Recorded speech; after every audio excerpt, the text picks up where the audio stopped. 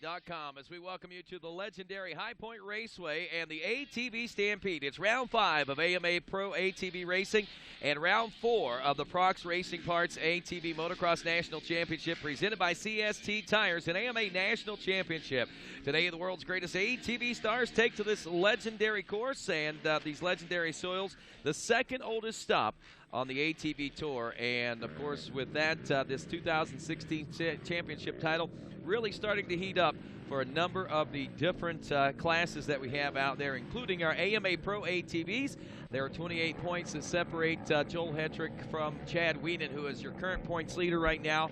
But we'll talk a little bit more about that as the day progresses. Right now, we pick up the action here at High Point Raceway, and as you can see, it's a little cloudy and overcast today, and if it looks muddy on your television screen, then well, it looks right, because that's exactly what it is. We're dealing with some rain showers from overnight. These were forecasted rain showers that were expected, so the track crew had ample opportunity to ready this facility and this track for the rain showers that fell through the overnight hours and early this morning. What happened yesterday in practice as we left the track the way that it was, didn't even put any water down. There was enough moisture down that we ran an entire day of practice without even having to drop a plow or a chisel or anything, and this track was hard enough and solid enough that it presented a even harder surface once the rain started falling. And all of a sudden, as we wake up this morning, it's a little sloppy and a little greasy on top, but as the day has progressed, we have seen a number of the much of the mud anyway has been kind of thrown off to the side of the racetrack, and it has given us a little better racing surface than what we originally thought we were going to be faced with here this morning.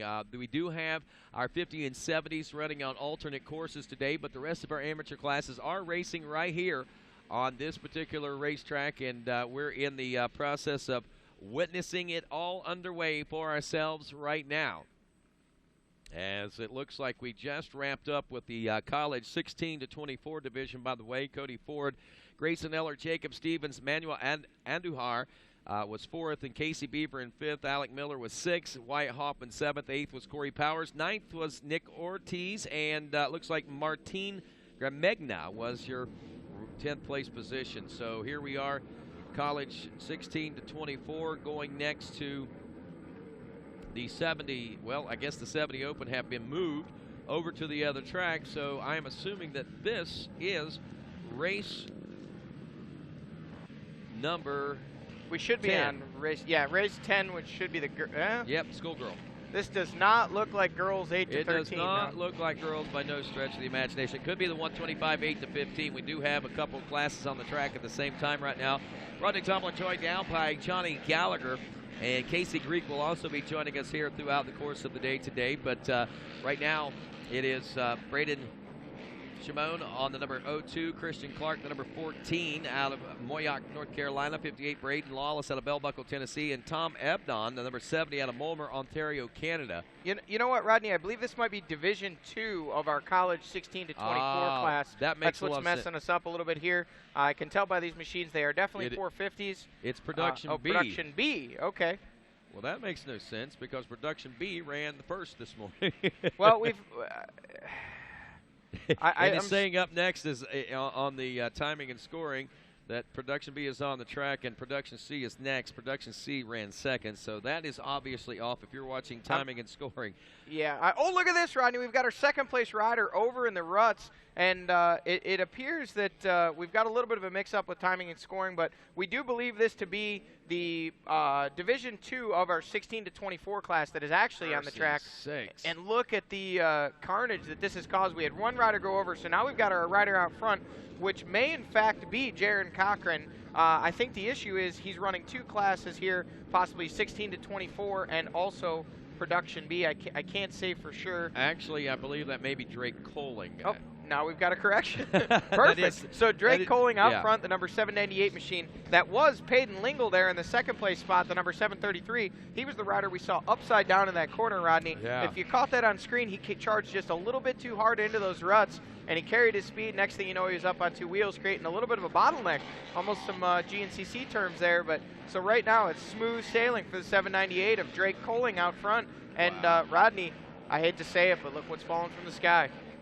Oh no, don't even go there. This is ridiculous. How many weekends in a row are we going to have to be faced with rain? If you've been following RacerTV.com any whatsoever over the last 6 weeks, I think we have had rain at every event that we have been at. And that is on RacerTV.com. And we've had rain at every ATV motocross that hasn't even been broadcast. We've had rain at every GNCC. And I go home, Johnny, and guess what? It rains? It rains when I'm at home. I have seen nothing but cloudy skies and rain except for yesterday. For about the last 3 weeks, I saw some sunshine during yesterday's practice. Actually, it was Look at this, overcast. Rodney. I believe this is still the number 733 machine, now going a lap down. So it was the Peyton Lingle, the 733 machine there in second. Now he's dropped all the way back to that number 7 position. And as riders check in across that finish line, he's going to continue to drop further back. But, you know, you're absolutely right, Rodney. The rain and the dreary conditions, they're really starting to take its toll on everybody's morale. But right now, this man, Drake Coling, nothing holding him back. It's bright and sunny in his world. He's leading this 16-24 Division II, and he's out there getting it done right now. And, you know, Rodney, it really is, you know, we try to be positive about things, but it's a little bit frustrating because we could really see the track was starting to shape up nicely. Yeah. We saw just a few moments ago in our first-time qualifier for our pro riders, we saw lap times up in the 2-minute range, drop all the way down to, I believe, 153 is what our top 4 riders were all in that 153 range by the end. So, I mean, you know, 7 seconds on a course like this really shows how much the track was coming around. It was really starting to tack up. We were getting a good race line. In some places, we were actually starting to get 2 lines worn in, allowing for some passing and some battling. And, you know, now here we go, back to more rain. So we'll see what the rest of the day holds. But here on ATVMX Live, watching here on RacerTV.com, everybody tuned in at home. What you're watching right now is the battle for the 16-24 Division II lead. And it is Drake Coling out front with Sky Volkamer in second, followed by Daniel Bennett in third. Yeah, Bennett dropping back just a little bit in that number 3 spot. Meanwhile, Jaron Cochran, the 563, whom we were kind of thinking might have been the early leader because of timing and scoring, is actually running in the number 4 spot with Timothy Schultz, the 508 in 5th. In 6th is Adam Briggs.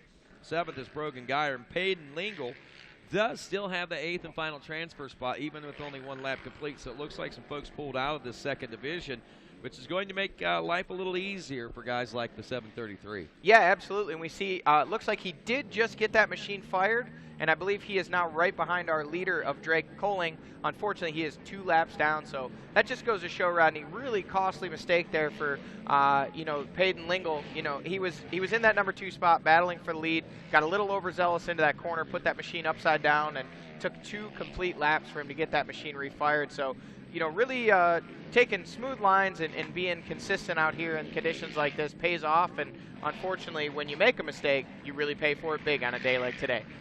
No doubt about that, Johnny Gallagher, as we continue to watch Drake Coling control the second division here of the college 16-24. He has an 8.6 second lead over the 14 to Sky Volkamer, only 2 seconds back then to the number 3 spot of Daniel Bennett. Jaron Cochran another 4.5 seconds back, 14 seconds back to 5th. We see 26 seconds. Rodney, look at this. Drake Coling taking a look over his shoulder after he crosses the finish line. He did a double, triple, quadruple take back and said, "Oh, that's it. Nobody there. All right, we're gonna go. That hard. we're gonna go spray this thing off and get ready to win this main event tomorrow. Because obviously I get this under control." He looked good out there, and you know, we had a little bit of excitement there just a moment ago with Sky Volkamer. We've got our big. I don't know what we're calling it, Rodney, but we've got the big triple/quad jump in the back there. And Sky Volkamer came up short on that, landed drain plug first on the very highest point, and went for a ride, was able to save it and hold on for the second place position. So a little bit of last lap excitement there. I just want to remind folks here at the racetrack, the race is going on, and you need to follow along in the race order. We are right now at race 8. We will be moving the 70 Open 6 to 11 to an alternate track coming up about 12:30, I think they said. But girls 8 to 13 and 125 8 to 15 are coming up next. Race 10, you're on the gate. Race 11, the Bet 30 Plus Novice in staging. Race 12, Youth All-Star in staging. And race 13, WMX. Start making your way down as well and start beginning pre-staging right now. Now, Johnny, we talked about the conditions of the racetrack and said, it's not that bad. It's not that bad. Look how good the track is. But look how bad the Well, track is. let's pre-qualify that. This gentleman right here is not exactly on the track. He is, he obviously got into loose stuff, got pushed wide, and while we do have a good racing line here, anything off of that racing line, especially down in the bottoms, gets like this. And, they might need to, you can see Jared Bolton down there, and he's a GNCC ATV extraction specialist. So he may need to hook that Can-Am machine up there along with a tow rope, because I don't think he's going to ride out of here. We'll see here in a minute, but I really think he's going to end up right back in the same spot he was, and there he is. So they're going to have to hold this this next moto up for just a moment while this guy gets unstuck, but not where you want to be, Rodney. Not at all. No, it isn't. Hey, we gives you an opportunity to go ahead and make sure you get your photos in. Start Instagramming, man. ATVMX Live, hashtag those. And if you do that, send a picture in of how you are watching ATVMX Live for a chance to win an event T-shirt courtesy of our good friends at Moto Tees, your event souvenir stand. You can also go online at mototees.com, check out some of the past event shirts for yourself, and pick up the series souvenirs as well as nothing from this, but so many others. Man, that right there is you don't see this every day. No. You do not see Jared Bolton with a winch hooked to an ATV in ATV motocross very often. But again, folks, not indicative necessarily of the conditions. This is just a poor line choice, or judging by the fact he doesn't have goggles on. Perhaps this gentleman was temporarily blinded by the mud, and now he's in a little bit of a position here. And Jared, he's saying, hey, you want to pull me out? Jared's saying, look, man, I'd love to. I'm doing everything I can, but that thing is stuck like Chuck. Oh, you can see it budging just a little bit there. So That's crazy. Where's the GNCC mud fleas when you need them? No doubt.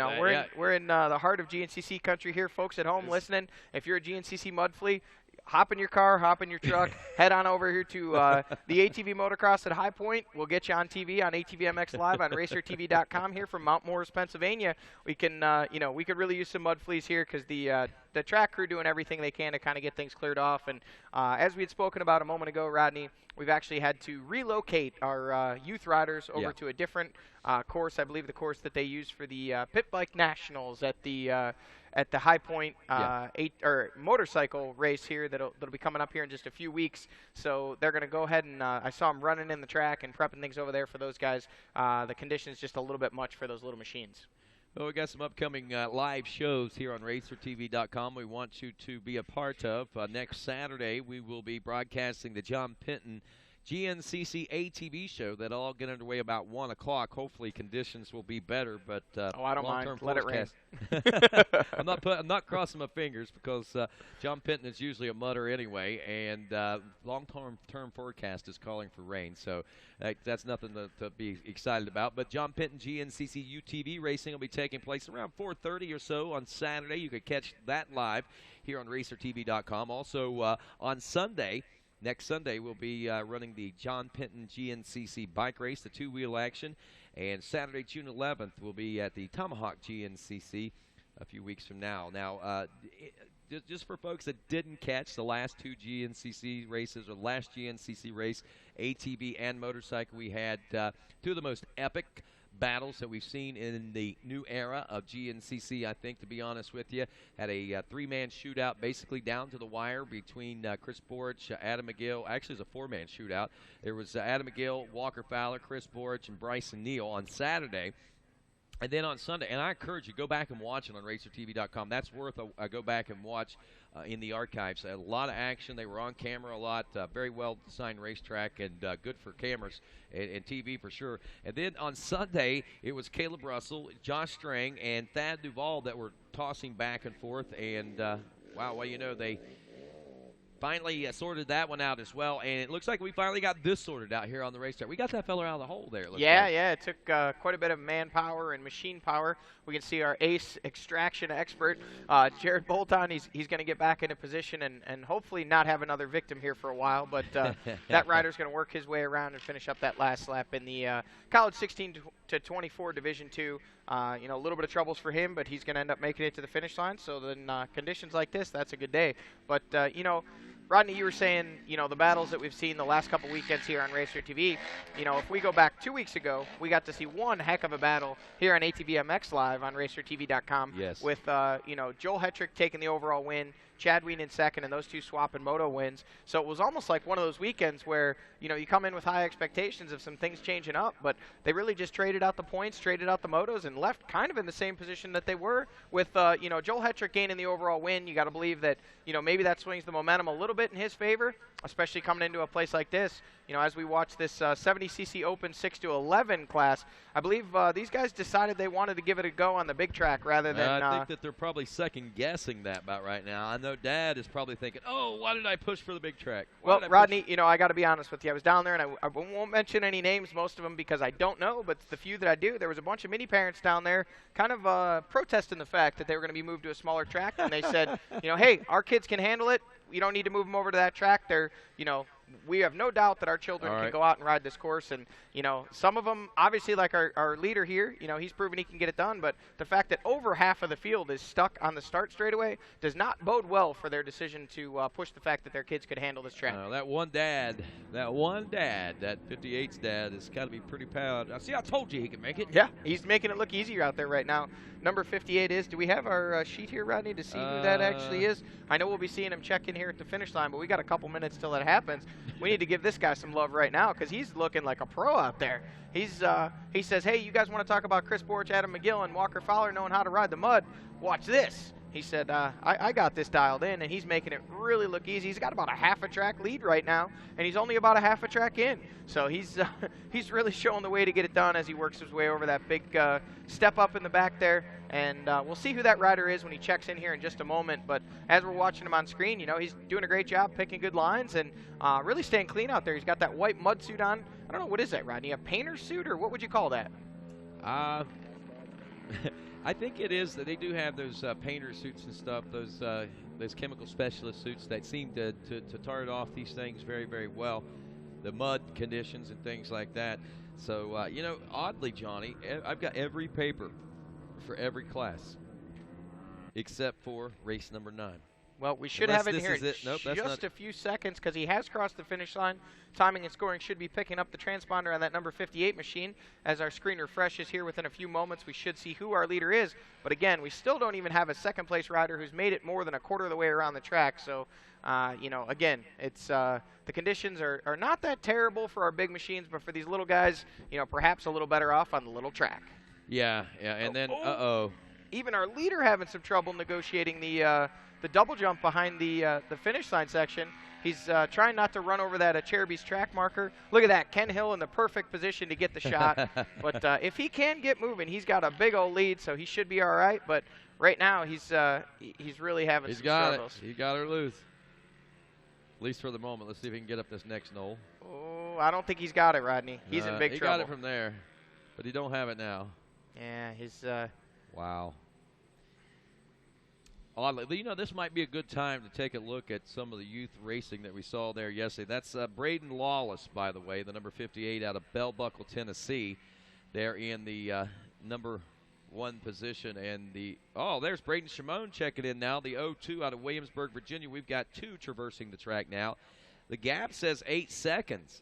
Yeah, I don't know where that came from because that rider is not out on the course. So I don't know if he just randomly threw his transponder through the finish line, but the second place rider is actually over here on this step-up jump, and he is stuck. So we've got our second place rider. He's asking if he can cut the track to make it because he's stuck on an uphill. Again, this is just one of those situations where, actually we do have. Yeah, that's him. That's Shimon, the 02. So looks like Braden Lawless and Braden Shimon's dads were right. Their boys can make it. Yeah, wow, he's made up a bunch of time there, Rodney. He's really charging, and look at that machine just throwing smoke. He's not giving up. He's going to try and chase down our leader. I don't know how many laps this one's going to go. I'm assuming 4. So this should be lap number 2, and these two got a heck of a battle. Our third place rider is actually the one who's stuck here in front of our ATVMX live studios here. He's backing his way down the track and going to try and get his speed up to go for another run. But we've got a battle shaping up here, Rodney. Yeah, this right here could be a race. Very well could be a race. We got Williamsburg, Virginia rider Shimon there aboard the number 02, and Braden Lawless out of Bell Buckle, Tennessee. That's a really cool city name. Yeah, it is, isn't it? I think I want to be from somewhere named Belt Buckle. It's real easy to do, Johnny. You just move. got to pull up stakes and move. But you don't want to move from Aurora, Ohio. That's a cool place to live, too. And it's hard to spell. Nobody ever knows how to spell Aurora. They always leave that U out. But one thing not being left out right now is the excitement in this battle, because look at as it continues to tighten it up. What was it, 8 seconds we had last lap, and I think we're down looking more around the range of maybe 3 seconds or so. So this one continuing to tighten up, and man, Braden Shimon really pushing the limits here on that little machine. Looks like a Yamaha machine he's out there on, and first place from Belt Buckle, Tennessee, of Braden Lawless. Look at this, it's tightening up even more. Rodney, I think we're going to see a battle right down to the checkers on this one. I think you're right. I got to pick this up visually on the racetrack to watch this one. There they go across the finish line, reaching now across the top of the hill, the old Bradshaw Boulevard, as they make their way down that old finish line stretch down toward the announcer's tower, that hard left-hand turn. Going to do the step down, heading for the big triple in the background back there. You know, Rodney, speaking of Bradshaw Boulevard, if you think back a long time ago, a young man named Damon Bradshaw came back and did some damage in the mud here years ago. After not racing for quite some time, he came back after his retirement and I believe put it on the box in one of the motos here. So, you know, there's a lot of stuff that goes on here at High Point over the years, a lot of history at this facility, and unfortunately, since the races are held here in the spring, a lot of those races tend to be mudders, I guess, if you will, and shaping up to be one here today. But these guys are traversing this course in the 70cc Open 6 to 11 class, and we got 2 riders anyway that have managed to make it a pretty good showing here.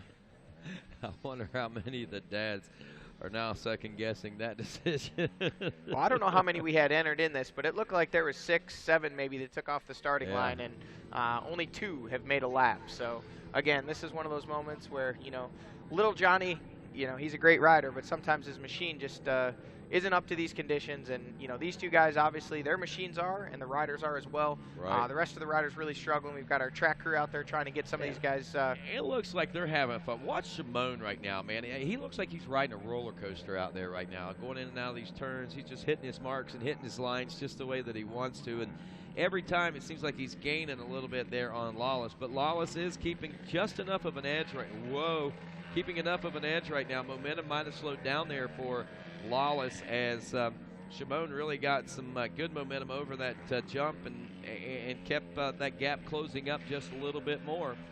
On the uphill, here it comes. Look at this. Here comes Shimon. He's pulling look up at side this by around side. the outside. Literally on the rear wheel of that first place rider, the 0-2 of Shimon on the rear wheel. Rodney, when you say on the rear wheel, that's usually an expression meaning touching it or really close to it. This was actually on top of the rear wheel. That is amazing stuff there, no doubt about it. And Lawless is able to maintain and keep his composure and hold on to the spot for at least the moment. We'll see what's happening as we roll through the final lap of racing here now. And watch the crowd go down there trackside. Some of those folks getting ready for the next race. Christian Clark is checked in, by the way, out of Moyock, North Carolina, as we are joined here by Bulls Gap, Tennessee's Silas Lehman. Bulls Gap. Hey, do you know where Belt Buckle is? Yeah. You do? How this far is a is real it from place. Bulls Gap? It's close. It's close? Yeah. Man, I need to move to Tennessee. See, there's 2 good names. You're going to have to move to Tennessee, man. Move right in between those 2 Was cities. it Bulls Gap? Bulls Gap. Bulls Gap. I can only imagine how that place got named. You got any stories with that by any chance, Silas? I really only think with that, it's got the fastest quarter-mile flat track, and about it. It's down They got the road. the world's fastest quarter-mile flat track. Have you set records on that flat track? Honestly, I've only been there 2 times watching dirt car. It's only 5 minutes from the house, but all my dirt car buddies want to get me into it, but I'm like, I already spent enough on this four-wheeler stuff. No doubt, no doubt. 70 Open 6 to 11 on the racetrack right now. Silas Lehman's AMA Pro ATV Fairweather rider here with us. Oh, did I say that out loud? Oh, come on now. No, I heard that you're not going to be riding today. What's up, buddy? We just got my race bike done yesterday, and you know, just halfway through the season, finally getting a race bike. I don't want to go out there and destroy it in this, and I'm down on points already, but we're going to be ready for Monster Mountain. If the weather's fair, I'll race Pro-Am tomorrow. I get it. Now, that makes sense. That really, really does. You got a lot of money invested in that. You want to put it to its best test under the right conditions. Look at this, side by side. This is where it happened a lap ago, Johnny. Rodney, what we just missed a moment ago was our second place rider, Actually, it is there, Braden Shimon, as he tries to go again around the outside. He ditched his goggles from being so close to Braden Lawless. He had lost his vision. He ditched those goggles, dropped way back, and then put a big charge in and almost reeled him in there before the finish. Wow, hand in the air for Braden Lawless and frustration for Braden Shimon, but no reason to be frustrated any whatsoever, guys, because they just put together a great race there, and considering the conditions, man, that was phenomenal, to say the least, here in ATV motocross racing. Right now we're watching the starting line again, and this is where Silas would be if conditions were better.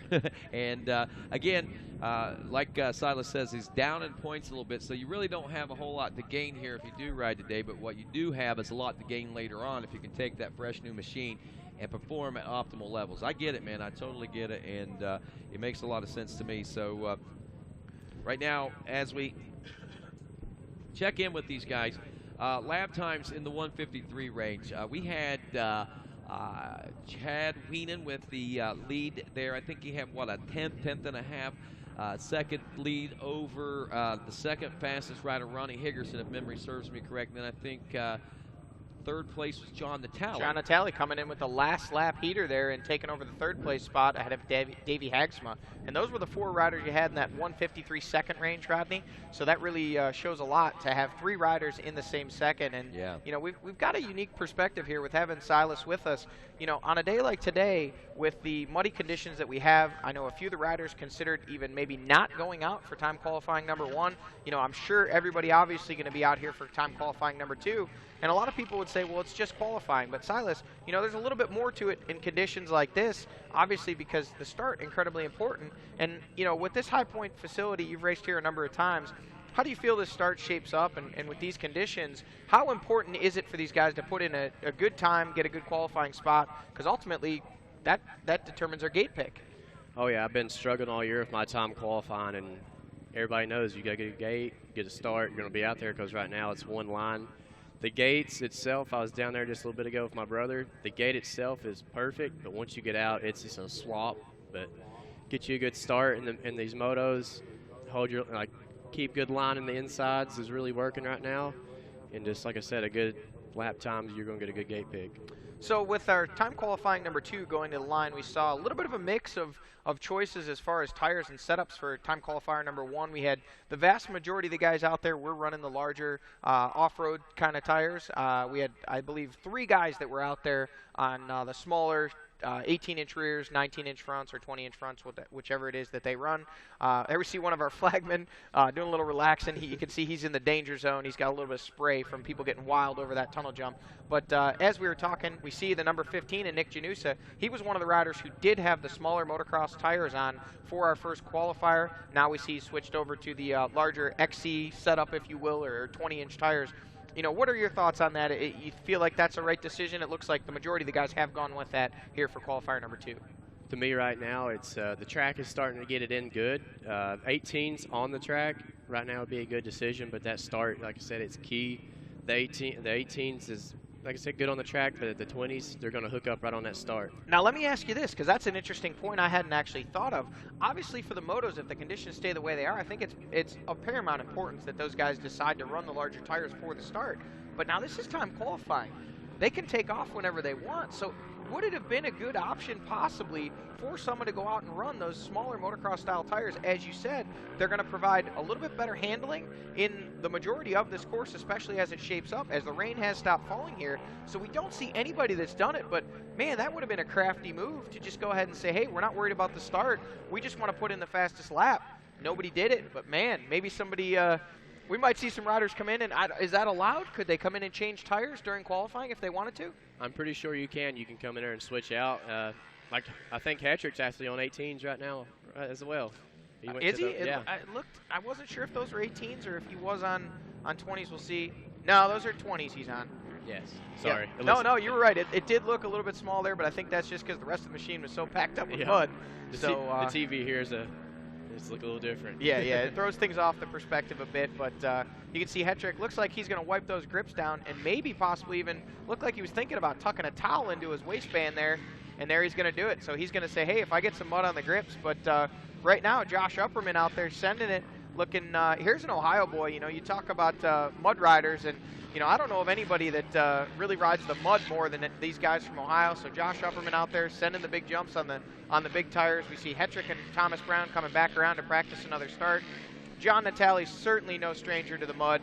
He's out there. He was our third fastest qualifier in time qualifying session number 1 out there on that Baldwin-powered machine, putting in some fast laps, and I'm sure he's going to go. Look at that. He's going for the quad. Did not expect to see that. He shot that corner way wide, but he wanted to see if there was enough grip to get it done. Oh, look at this, Silas. It looks to me, Wes Lewis is on 18s. Yeah. So we do have one rider out there who is on the smaller moto tires. So we'll have to wait and see how that shapes up for him as we start seeing in just about one more lap here. We should be able to see some times checking in. We are still looking at the results from our 70cc 6 to 11 open class.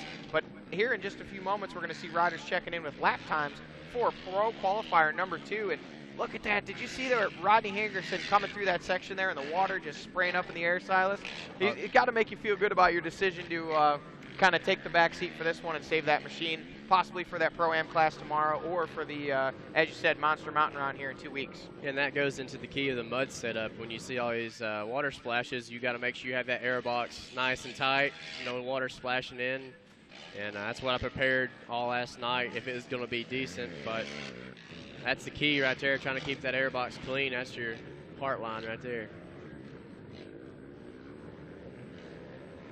Got, as these guys are checking in here, we've got, we still don't have anybody checked in with a lap complete as far as scoring. We do have riders that have completed a lap, but they have to, they're going to have to complete 2 laps to get a lap time, I think is what we're looking at here, because the timing starts once you complete that first lap. So we've got our riders. It looks like it is going to be Josh Upperman, should be the first rider we see check in with an actual lap time. He's working his way up over that step up. The second rider we see working his way around is John Natale. On screen here, we're looking at Nick Janusa. Again, a rider we saw on those smaller moto tires has now switched over to the larger tire setup. We see Jeff Rastrelli. Couldn't tell if he was on the larger tires or the smaller there. We've got, looks to be Davey Hagsma, should be the third rider checking in with the lap time complete.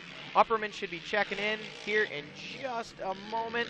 Should be getting ready to cross the finish line, and we should see a time checking in. There we go. And it is Josh Upperman. No lap time, but I don't know why he didn't register, but we should have Upperman, Natale, and now Hagsma should have a lap time registered here in just a moment. We'll get you guys updated those as soon as we see them on screen. The rider we see on screen there is Joel Hetrick, the number 88 machine. It almost looks as though he might have... I'm pretty sure he has the 18s on. 18-inch rears, but are those the larger 21-inch fronts, or are those... No, those appear to be a slightly larger front tire, do they not? They could be. Maybe he's decided that'd be an interesting combination to go with the Moto rear tires for the hookup, but then go with the larger front tires for steering. Again, it's a little bit difficult to tell from these camera angles, but you know, Silas pointed out, or pretty sure those are the smaller motocross tires Joel Hetrick has on the rear. It almost looks like the old 90 cc's where you got those little wheels in the back. Getting across the quad there, that's a leap right there. Last year we was pushing it hard and we was G'ing out at the face, and it's a pretty fun jump, just jumping across that all the way. Wow, Hetrick just looks as smooth as he always does out here on the racetrack. He's got a style that is very definite, placing that machine where he wants it to go. It's like a fluid motion for him. He and the machine being one, it seems like, and even on these conditions, he seems to be finding some speed out there. As we look, lap times still haven't come up here on our timing and scoring yet, but we do see that the riders are out there and they are scoring time, so that is the important thing. Well, one thing I can tell you just by watching here, Rodney, you know, as we do see in that corner there that we're watching on screen, some dry dirt starting to churn up. I can tell you right now, we're going to see a fast lap this lap out of Joel Hetrick, barring a mistake. He is absolutely moving out there. Fastest rider on the track from the looks of it, at least. So, you know, looks should be deceiving, but sometimes things look to be exactly the way they are. And, again, we talked about there just before they kind of dropped the gate on this one. might have been a good move for somebody to go out there with those smaller motocross tires, not worry about the start because there is no gate drop in this one, and just worry about putting in those fast laps. And here's the man that looks to be doing that right now. It is the number 88 of Joel Hetrick out there on that Elka Liquid Wrench Maxxis Honda. He's putting in what appears to be a burner. You know, Silas, when you go out there for these time qualifying, you know, it's something that I've never done and a lot of us can't really fathom. Is your focus just to get one good lap in, or are you trying to ride hard the whole time you're out there? Our main goal is out there just a lot of people, a lot of guys like me and Jeffrey are good buddies, and I try to get behind him to just put one good solid lap in because you don't want to tire yourself out before the first motos. You just go out there, get a clean lap, and there you go. Because you don't, like I said, you compared into the first and second moto there, you want to be rested up for that. Absolutely. You know, these guys, I'm sure all these guys are fit, but, you know, it takes a different kind. Look at Joel Hetrick. We don't see him on screen there. We see Thomas Brown, who's already checked in there with a lap. We didn't get a lap time on that. A lot of these guys now rolling around, kind of looking at lines. But Hetrick put in an absolute smoker that lap. It does not register on the lap time, but I'm pretty sure that if we could actually get a time on that, he was absolutely flying. He did some things that lap that we hadn't seen anybody do. But what he didn't do is he did not jump that quad, Silas, that we saw him do the lap before. You know, you think, I have to ask your opinion on this. You think that's just a question of, did it take too much effort to get over that jump, or possibly too much risk given the conditions? All right, now, you know, the faces of the jumps are looking halfway decent, but it could just be, you know, line choice. Just swapping up and making sure each line is faster, slower, dangerous, you know, but you know how Joel is. He's smart guy out there trying to get the fastest lap time in there. Absolutely, you know, and that's one thing that is definitely synonymous with Joel Hetrick, and that is speed, especially here at this High Point facility. We've seen him snag the win here on a couple of occasions. Last year, I believe, he grabbed the overall win here, and even the year before, possibly on the Can-Am. I know he has won motos here. He's won overalls, and, you know, Joel Hetrick growing up not far from here at all in Pennsylvania. You know, he's run a number of local races here over the years, and, you know, certainly is no stranger to this facility. Another rider that I'm sure has plenty of laps around here, we're watching on screen now, is that number 1 Wienen Motorsports Yamaha of Chad Wienen. We saw him throw down our fastest lap in qualifier number 1. We'll see exactly once we get some lap times checking in here, we'll see how it's all shaping up. But even without the lap times, we can enjoy watching these guys on screen and just the kind of effort that they're putting forth to, you know, while they are out here trying to put in fast laps to get that good gate pick, they're also doing a lot of surveying, if you will. They're checking out the course. You know, you can see them taking a look over. It seems like they might put in a heater, and then they'll take a lap kind of looking at it saying, well, that worked there, but it didn't work there. So, you know, these guys are tacticians as well as racers. They take a good look at where they might be able to gain just fractions of a second. You know, when we start talking about lap times, we're not looking at guys that are, you know, looking to go out and put in a 5 or a 7 second faster lap. If that were possible, it'd be pretty amazing, but fractions of a second can be the difference between being the top qualifier and being all the way back in the 7th, 8th, 9th, 12th spot. Yes, and I believe Chad's doing the same thing he did the first time qualifier. He stayed on the gate for a little bit and let the track get worked in a little bit more, and just make sure he's not so muddy and going out there and putting a fast lap in. And for everybody watching at home, we have lost our feed here. We can't see what's going on the track. We're watching from the booth, and we're kind of calling it by the seat of our pants. We see Thomas Brown working his way over that uphill triple/quad. I think we've only seen a couple of riders actually go for that quad so far. Now, Wes Lewis out there, we do know he is on the smaller motocross tires. Would be interesting to know exactly what these lap times are. Looks like Brett Musick, the 209 machine, is out there chasing Wes Lewis, followed by John Natale, who's out there kind of on a sight lap. So, again, we see a mix of theories, a mix of strategies here. It's really just kind of everybody's kind of doing what they can to get through these conditions. Ronnie Higgerson, you know, Silas, for a guy like Higgerson that's obviously one of the top 5 guys for sure, but for him to go out and have the second fastest lap in qualifying, you know, have you ever had that weekend where you just kind of exceed your own expectations as far as whether it be qualifying or a moto? And tell us a little bit about what that does for your confidence heading into the motos. Oh, that's the big key right there. The confidence boost is a lot on a rider. You come to each weekend and you do bad, it takes a toll on someone. But a good qualifier like that, you know, confidence like here in this mud, you got that, you've been watching that gate all day, you've been wanting, and you got that good gate pick. That's confidence right there going into that first moto. Yeah, we see a little bit of game of cat and mouse here going on between our points leader, the number 1 machine of Chad Wienen, and the number 88 machine of Joel Hetrick. Looked like Hetrick was out there. Wienen was kind of closing up on him a little bit. I think Hetrick might have just been rolling around. As soon as he took a look over his shoulder and saw Wienen was behind him, he took a wide line after that quadruple jump and allowed Wienen to ride around on the inside. And then Chad took off. Joel chased after him. Now it's Chad who pulled over and said, no, you go. No, you go. Taking turns getting muddy. Yeah, I think a lot of that has to do, there's a little bit of a psychological battle between those guys, I think, constantly going on. And a lot of times we'll see those guys hook up close to each other in qualifying. Doesn't look like either of those guys on a heater right now, as we're seeing the, looks to be the number 25 machine there, and that is Cody Jansen. He's out there navigating his way around. Now we're getting a look at the number 13, the Iron Man, John Natale, who, although I don't have the stats in front of me, I would have to imagine has more than one win here at this High Point facility. Oh, and we got some lap times. So we've got the number fastest qualifier so far. Whoa, we got them all mixed up here. They're not in order. Yeah. So Chad Wienen, it looks to have, correct me if I'm wrong, Silas, scroll down through that list, 152.2 of Chad Wienen appears to be the fastest on lap number 7. So I believe that is what we're looking at here on screen. We've got a 152.5 for John Natale Jr. No, 150.3 is the fastest for Joel Hetrick. So look at that, a full 3 seconds faster than anyone went in qualifier number 1. Rodney Tomlin, you know, we were saying it looked like Joel Hetrick was moving out there, and there it is, a 150.3, 1.5 seconds faster than John Natale, the next fastest rider on the track. Wow, Natale even capping off a 151.8. We thought that was fast. Higgerson's got a 152.217, a 152.263 for Chad Wienen, and a 153 flat for Davey Hogsman there. So, wow, that is a big gap, 3 seconds, but the biggest gap is between first and second, I guess, at nearly 2 seconds between Hetrick and Natale. You said it a few moments ago. You saw that Joel Hetrick was doing things on that racetrack that other folks hadn't been doing, and you thought that that was going to be a burner, and I think you're absolutely right. That's when we saw that happen. You know, Rodney, and I have to give credit where credit is due. You know, we had Silas point out the fact that Joel Hetrick was on small tires. Looked on camera that maybe he wasn't, but we later saw that he is, in fact, on those smaller tires.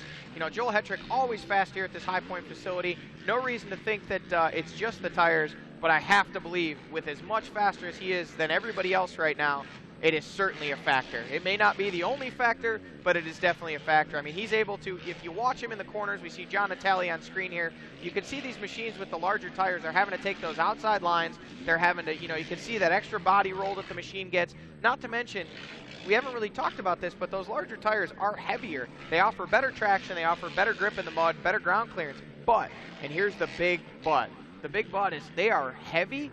They have a tendency to make the machine roll, and they make it lazy. So where Joel Hetrick can just get that quick whop whop of the throttle and come out of the corners, a lot of these guys are having to do more clutch work, really taxing those machines. John Natale coming into the mechanics area here, maybe going to get an update on those lap times, and they're going to tell him, John, you're doing great. You're the fastest guy on big tires. Joel Hetrick's got you beat, but you know, you're the fastest big tire rider out there. You still got Higgerson here in third. He's that's, like I said, that's confidence key right there going into it. And Chad sitting behind him, Janusa, Hasma, Brown, Upperman, Rastrelli, Music, Lewis, Moser, Jansen, Barnes, and Taylor. Yeah, we've got, I'll tell you what, Rodney, one thing we're not seeing on screen, but I'm seeing on the track, Joel Hetrick is on a burner. Look at that as he throws that machine up over that uphill double, lands it into the corner. He just pulled about 10 bike lengths on Brett Music, who was right behind him in that one section. As this checks in, Joel Hetrick over the finish line. I think we might see another fast lap, as it is a 149.5. Jeez. Wow, he is on rails out there, Rodney. A 149.5. That now is, let's see, 151.9 was Natale, 151.8 was Natale's fastest lap time. But by the way, he's matching that. Natale's backed that up a couple different times. Last time around, he was a 151.9. His fastest in 151.8. But like you say, Joel Hetrick, a 149.5. That is 2.3 seconds faster than anybody else on the racetrack. And that anybody else right now is John Natale, who is second fastest. Third fastest, Ronnie Higgerson at a 152.2. Then we've got Chad Wienen there with 152.2 as well. So, wow. You know, Rodney, as we watch this kind of unfold here, I got to tell you, I would love to tell you that it was the trained eye of, you know, the veteran Johnny Gallagher that caught that, but it was pretty easy to see. That guy was absolutely smoking fast on that lap. It was like the racetrack was lighting on fire behind him when he was riding. We saw, you know, what appeared to be maybe a little bit of dust kicking up, but it was actually smoke, and it was coming off the tires of Joel Hetrick. The way he was just absolutely launching all of the jumps into the corner, it was as if he had the confidence of a dry track underneath him. He was not at all concerned about traction. He was not at all concerned about, you know, getting off that main racing line. He was just absolutely sending it, and that is shown in that lap time. You know, Rodney, I'm going to go out on a limb here and say we're not going to see anybody even approach that lap time for the rest of this session here, unless they're going to go back in, make some major bike setup adjustments, change those tires, change that setup, because Joel Hetrick was on a dry track setup, and not only that, he made it look like a dry track when he was out there putting in that burner. He most certainly did, and I can expect to see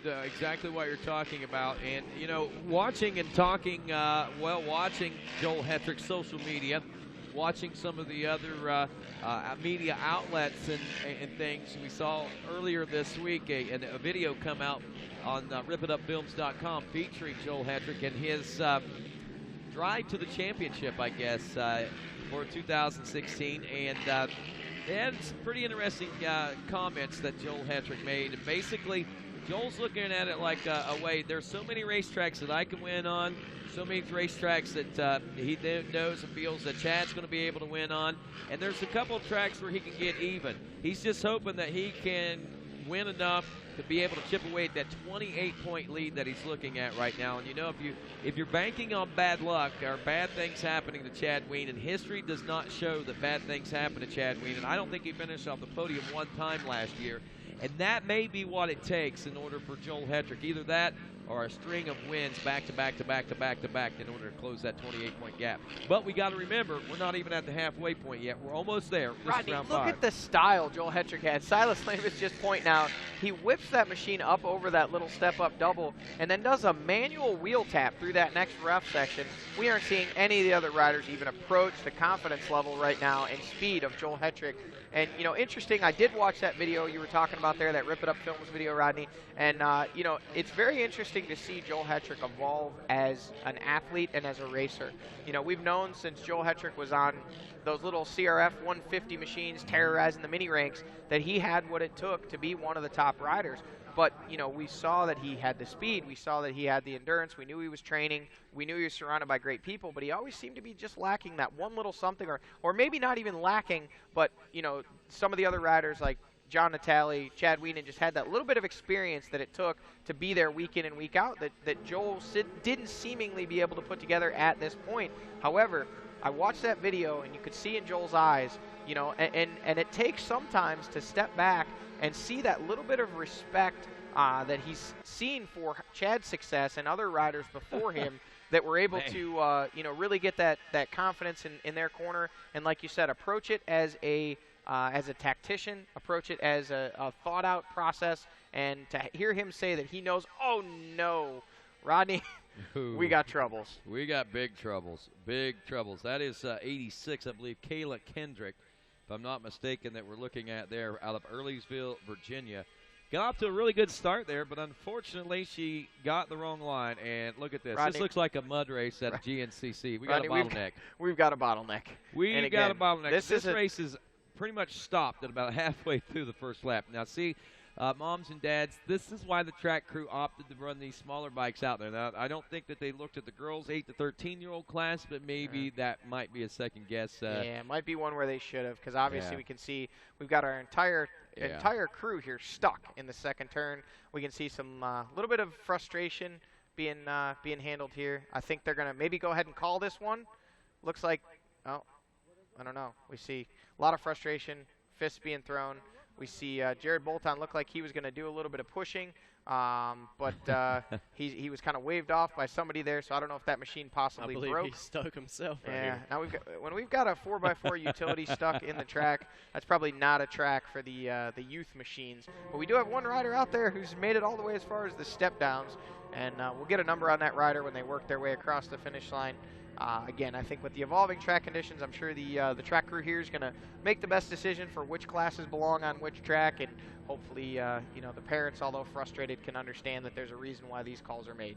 Yeah, big reason. Right there's part of it. Another reason is try and save these folks money, because going out in these kind of conditions, those machines are going to get, a lot of them are going to take a lot of wear and tear that will cost some money to fix, but I guess some parents really don't care. This little gal right here, she's straight getting it. Looks to be the number 88 or 99. What do we got there? 99 looks to be India Trimble. She has moved. Oh no! As I say that, she comes to a dead stop. So she was doing so good there for a moment, and looks like that little step up triple, quadruple there combo was just a bit much for that little machine. That's not. That's right there. Yep. Oh man. And now we've got a new leader by process of elimination. So now they're trying to get Bolt on it. Oh no, that's still that one little girl. Yeah. That was the original leader right there, wasn't it? Yeah, India Trimble had the lead. Oh no, you're looking in the box here. Yeah, I'm looking at box on the left. I believe that machine may have broken. I don't know if she was holding it. I think that was Kayla Kendrick, if I'm not mistaken, that was leading early. Yeah, it looked like when she was slamming on the gas tank there, she made the signal like the machine was broken. So I don't know if possibly in all the spinning and snarling mess there, that machine might have let loose something, be it a chain or something in the drivetrain. But Brianna James, she is out of New Richmond, Wisconsin, 9-year-old girl on the 05 machine as she makes her way by, I believe, that finish line. Still waiting for timing and scoring to update on the internet here. I don't know what's going on with those guys at eScore today. I think the rain has got them slowed down as well. That's the big bummer with these guys. You try to put big tires on them. They've already got enough power to pull themselves, but it's the only thing. It's a bummer for these guys. I believe a lot of these machines here, at least that one that we're seeing on screen, is a CVT machine. So that how that works is that's got a little variable clutch that operates off of some weights inside of it and RPMs. So if they would put larger tires on that, that would just wreak havoc on that machine, and I think we'd see some belts blowing out the side of that little guy, or little gal. But we see now we're instructing. We're trying to. Now this is a problem. Wait a minute. Is this a turn before the? Yeah. The No, don't do that. That's not a good idea. Don't do that. No. Oh, Justin. Yeah, Holbert. we need to do something here. This is not good. Yeah, there's Griff Cotter. He's down there. He's going to be moving track markers, try to put him through the grass. Yeah, I think. Oh, look at this. We got a rider around the outside. Round the outside. Round the outside. Look at that line now. That's where it's at. I got a race to win. Oh, no. Oh, look at this. We've got a battle for the lead here. That's Alyssa Raines, by the way. Hometown West Virginia is where she's from on a G4 Snyder Motorsports Proto Jaeger insurance back machine. 10-year-old young lady. She's figuring out the fast way around the racetrack, I guess, and that's around the outside. Hey. Like two trailer park girls around the outside. That was a great line, though. When you're coming down and you see the course blocked up like that, you have to be wary of the rules of ATV motocross, and you do have to stay on the marked course. But in a bottleneck situation, you get 25 feet either way. Does that apply here? I don't know. You would think it would. You really would. No gain advantage. Yeah, that is true. I mean, she definitely did go the long way around. I think if you cut the track short, you could be possibly within an infraction there. But I guess if you go the long way around, not really much they could say, especially when the course is blocked with course workers. Exactly.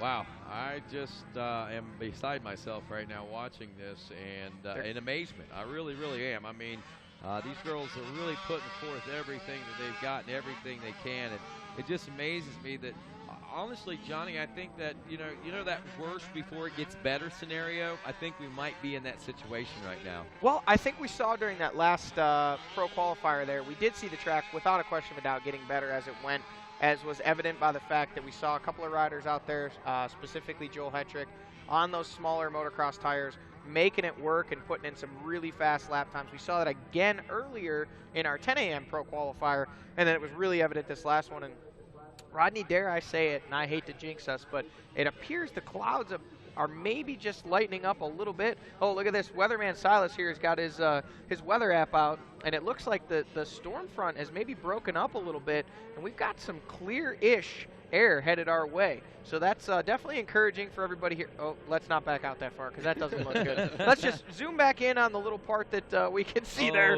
where it looks to be good. We've got some.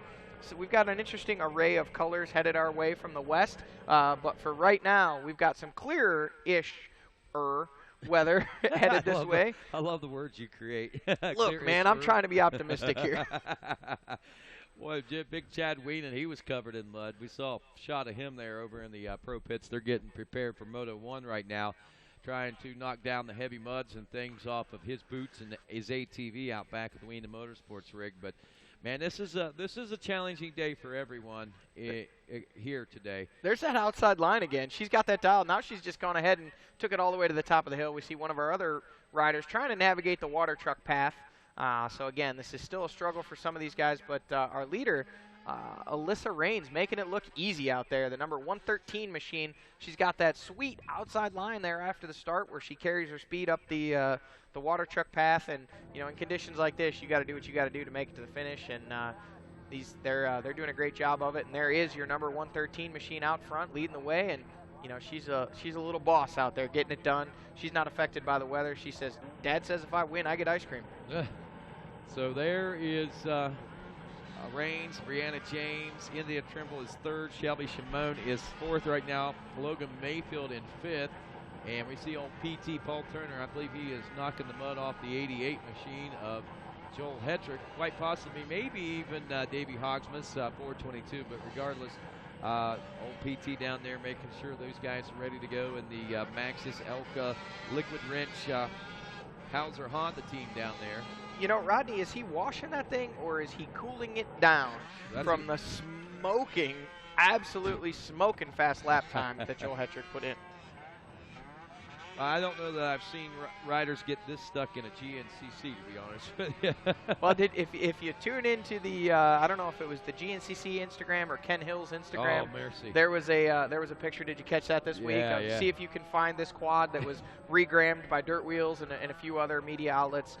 Conditions get pretty bad, but I got to tell you, you wouldn't expect to see things like this. We've got a veritable yard sale, car lot, whatever you want to call it here. Somebody should open up a Craigslist post for all those machines there and say, hey, if you can come get them, you can have them, because that's about the condition of the way things are down there. And what is, I believe, our third turn, if I'm not mistaken.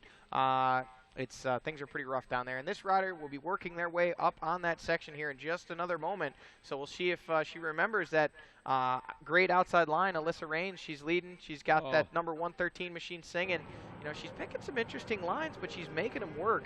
She keeps getting out in that loose stuff, but I think she's maybe searching for traction, or it looks like she might have been experiencing some vision troubles. We see now she's pulled those goggles down, and she's using those as a face shield rather than oh, look, there she is, off on that outside line. Way to go, Alyssa. Way to get it done. Great ingenuity for her there. Oh, she pushes a little wide this time. It looks like she's going to make it stick. Silas, you can imagine if you were oh no! She got sideways. She's up in. She's throwing her arms up. She's like, hey, guys, help. If I'm correct, I'm pretty sure she's a minute ahead right now. Well, with a minute lead, she's got a little bit of time to work with here, but she wants to make haste and get back on the right track. And, man, our track crew really working hard. Hats off to these track crew here as they're getting this done. And look at the dryer bits that they're using to try to help. The reason, I guess, is to try to suck up air and force it through the radiator. Is that the idea behind that, Johnny? That is actually their air intake. And normally these machines will run an open air intake for motocross conditions when it's dry. So what they've done is they've added that ductwork to it, and they're running kind of a ram air. You're correct in that it's a ram air intake, but it's not actually for the radiator. That's the air that goes to the carburetor that then allows that machine to run. So these machines don't typically run an airbox setup. So when in doubt, get the heater hose out. Yep. And they're getting that machine dialed in, and it's working for the number 113 of Alyssa Raines. She's keeping the water and mud out of that machine, and right now she's keeping her way to that first place spot, as she should be seeing a checkered flag here in just another couple corners as she works her way around this High Point motocross facility here in Mount Morris, Pennsylvania on ATVMX Live here on RacerTV.com. Alyssa Raines coming around for checkers. Brianna James, some 2 minutes and 2 seconds behind now. So that's, one little mistake out there. Do you see how much the gap opens up? Shelby Shimon 3 minutes and 11 seconds back behind in third. These are GNCC times right now, and you don't even see those that big sometimes, I don't think. India Trimble, the 99 slash, we saw her. She's only got 1 lap in, and Logan Mayfield, the 255, also with only 1 lap in so far. Those riders that have more than 1 lap, they have certainly had their work cut out for them, and those that haven't are very frustrated right now about knee-deep in mud, I believe. Yeah, it's tough conditions out there, but you know, these gals, and there we go. Looks like they were trying to slow her down to see if they could get her number there, but she says, nope, I got to go back. Dad's got to wash this thing, pull the heater hose off it. Look at her smiling ear to ear. She's pretty happy with that win. We're happy for you there, girl. Alyssa Raines with the win. She gets the gets it done there on that little DRR machine. It says DRX, but I believe that might be a DRR. I'm not familiar with a DRX brand machine, but it is certainly possible. Looks like Brianna James in the 2nd place spot with only 3 laps complete. And here we see our early leader. Man, look at that frustration look on her face. I mean, if looks could kill right now, she'd be an Uzi. Yes, she definitely wants an ice cream. Is that Haley? Let's see, who was that exactly? Done lost track of the numbers and everything, but wow, what a tough break there, tough race for some of those riders in this girls' 8 to 13-year-old class. We are, I guess, supposed to go 125 8 to 15 racing. Another face of heartbreak there. That was our early leader there, Rodney. That was, I believe it's India Trimble, the number 99 machine. She was our early leader, and now she's being pulled off the track. So again, these tough conditions take their toll on all these machines, but definitely maybe a little bit more so on these smaller, you know, 50, 70, 90, 125 cc machines. That heavy mud really makes those engines labor and tears up some parts. You can see she's motioning the track crew. She says, I'm parked up over there. Get moving. I got to get this thing back. Dad's got to get it fixed. Oh. Well, I'll tell you what, with that, you can see the conditions are certainly making for a bit of a struggle out here at High Point Raceway, but it is also race day here at High Point. So we'll be back with more of that. ATVMX Live continues after this. Hi, I'm Chad Weenan. You're watching ATVMX Live on Racer TV.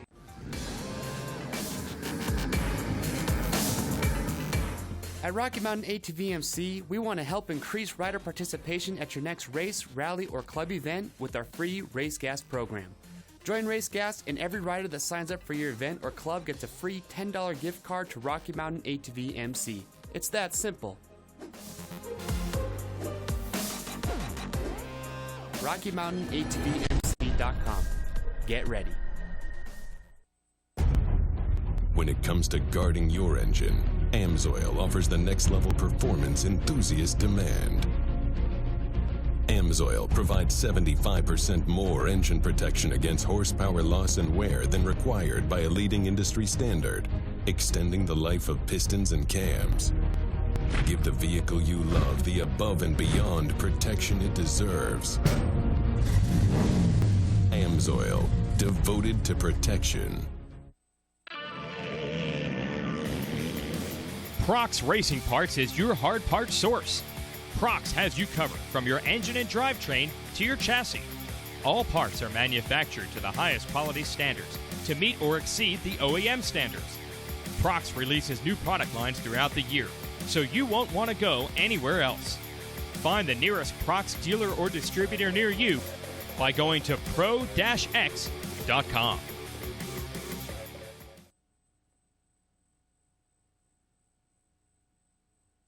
And welcome back to the Prox Racing Parts ATV Motocross National Championship. But yes, Johnny, I am having a tough time saying it that way. I mean, for 30 years, I've known it for someone think for no, but obviously there's been some changes in the company. From what absolutely, I you know they've really expanded their product line. Yeah, 9,000 hard parts, believe it or not, over 9,000 hard parts. But yeah, I know there's a lot of confusion there. We've always known this company as Pro X. Now we know it as Prox Racing Parts. That's come with the, I guess, the ownership change and everything that went with Weisco, the people there. And anyway, so it's now Prox Racing Parts. If you're wondering why we're saying that, no, it's not because we're getting it wrong. It's because they changed that.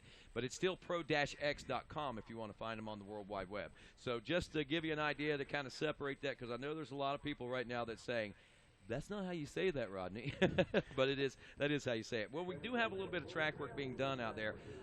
That's probably the first piece of equipment I've seen on this racetrack all weekend. And I'm not saying that bad. I'm saying that's been a good move. And that was a good move to go ahead and finally get rid of that little nasty part of the racetrack right there. Absolutely. That was where we saw our bottleneck in our girls' moto just a moment ago. So they're go ahead and cleaning up that corner. That was developing a pretty gnarly rut there on the inside. So what we've got now is we've got all that mud pushed off to the outside. So I will venture to guess that we're going to see a lot of slipping and sliding in this corner in the first moto as it gets underway here, which should be our Vet 30 Plus moto, Vet 30 Plus C moto, moto number 17. But once they get a racing line or two burned into that corner, it's really gonna clean up the track as a whole, because that seemed to be one of the only spots where anybody really was having some problems. If we go all the way back to I believe it was our 16 to 24 class, Rodney, we saw our second place rider upside down in that corner, and it took him 2 laps to get that machinery fired.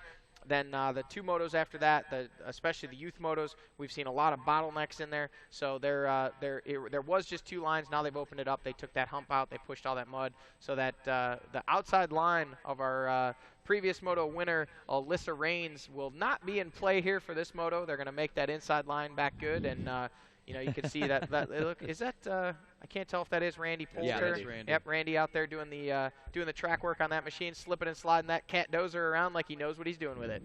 I think he's done that once or twice. Yeah, maybe just a time or two. Just a time or two. Track builder of the stars, man. I tell you, the underground, the UG down there, Underground Motocross Park, a great facility that he promotes down there, the both 4- and 2-wheeled racing action in Texas.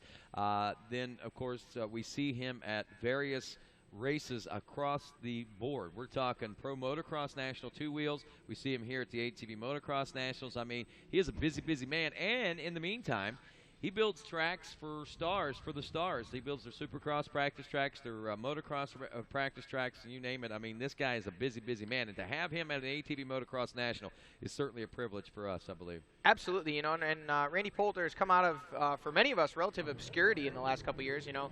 Just a boy out of Illinois that had some abilities on heavy equipment, and we see the best riders in the world doing what they do out here today, and he's one of the best operators in the world, especially when it comes to building natural terrain jumps for motocross, ATVs, and motorcycles. I've never seen a man be able to know how a race is going to develop, where race lines are going to develop, where passing opportunity. He knows how to create those and make those happen. And if you go to a racetrack that he fully has designed or has a lot to do with, every inch of that racetrack from left to right is used, all 40 feet. I've never seen anything like it before in my life. He truly does have a vision and a gift. Randy Poulter, he's not only an excellent operator, but he's a rider himself. He raced motocross on dirt bikes, chased the Loretta Lynn's deal for years, trying to become an amateur star and potentially make it in the arena cross and supercross and motocross world. Now he puts his talents to use on those sticks and runs those heavy equipment and does a phenomenal job of it. And amazingly, he's never really raced ATVs, ridden ATVs or anything like that, but yet he rides an ATV around the track. I see that all the time, but I mean competitively. He knows how to build an ATV track, and an ATV track is a totally different animal than a 2-wheel track. I mean, it just blows me away the knowledge that he possesses from that. That's a smart man, there's no doubt. Yeah, he's done a great job over the last couple of years. He's rehabbed a lot of these facilities, including this one right here, the High Point Raceway in Mount Morris, Pennsylvania, as we see the veteran 30-plus C class getting ready to get underway here. And this would be the class I think I should race if I came out here. We got a Banshee on the line, so that goes to show that thing's going to look at this. These guys are just doing spinning and slinging.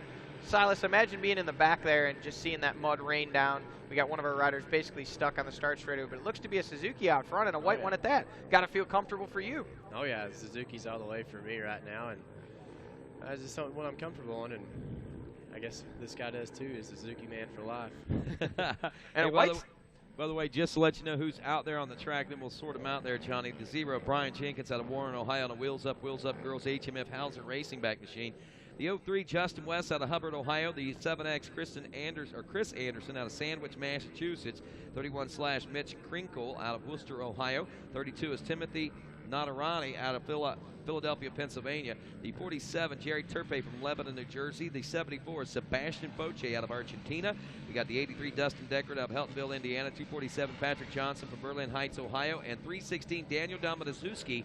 I believe he is also from Argentina, yes, if I'm not mistaken. As well as Sebastian here in second, trying to go for the pass for the lead. He is from Argentina as well. Now, is he not a part of that Lehman's brother team over there? Sebastian is a part of the Pro Motorsports, and Daniel is part of us. Okay. But we have quite a bit of group of us as well. Oh, he grabs the lead, Silas. You see it there on goes. screen. Sebastian goes out and drops the hammer and gets around the outside and takes over the lead. Look at that, clearing the finish line jump with ease. Looks like Brian Jenkins there trying to work his way into the number 2 spot in that white paint suit, but he's still not able to get around the Suzuki machine there in second. Well, Brian Jenkins, who is in that number 3 spot right now, the number 0 out of Warren, he and his wife, Michelle Jenkins, she races the WMX and the women's 30-plus class, the women's vet class. And amazingly, we're gonna keep an eye on this race right here and watch this. But we caught up with Brian yesterday, talk a little bit about what it was like being a husband-wife team out here at the racetrack. I'm Brian Jenkins. I'm from Warren, Ohio. I work at a Kmart Sears distribution center in skilled maintenance is my main job. I also have Wheels Up Performance that I do at home out of my garage. It's my business. We build totally custom machines from street bikes, ATVs, motor upgrades. We're all about performance, kind of anything custom and something that stands out. So not the norm. This year, it will be my first year. I'm actually going to be pro mechanic for Adam Clark while I'm here. I'm also obviously pitting for my wife, Michelle, and trying to ride myself in between. So I got my hands full. It's a busy weekend to say the least, but we're making it go. I mean, everybody's pitching a hand in together to make it work. I feel like we are on the right track. We've made some really good improvements across the board. Adam, unfortunately, got hurt at work, an incident, so he hasn't been able to race all the rounds yet, but I'm looking forward to him getting back to racing and showing people what he's capable of, too. This goes way back now. Originally, I was in street bike racing, and we would go to the drag strip every weekend, a crew of us, and we had just a blast, riding wheelies, racing, anything we could. We'd ride down the roads of West Virginia and Hills, Ohio, PA. And I had an unfortunate freak accident. We were riding a block to go to a movie theater, and I had a very bad accident on my street bike. And Michelle at the time was riding street bikes with us, but she wasn't with me when that happened. And I got to thinking about it, that I couldn't live with myself if she went down on the street like what I did. We made some great friends here at the track. There's awesome families, and you know, every weekend that we come here, we make new friends. You know, there's somebody new to hang out with and add to your moto family. So we've enjoyed it, and that's why we've stuck with it. You know, to me, those classes are just as competitive as any of the other ones. I mean, all you got to do is go to the fence side and watch. We're competitive with each other as well. You know, it's so funny because she'll go out and practice before me in a different class. So for her and I, the competitiveness is who's going to do the jumps first, but she has an advantage. So sometimes she gets to do the jumps first, and then I follow her. Sometimes I do the jumps first, and she follows me.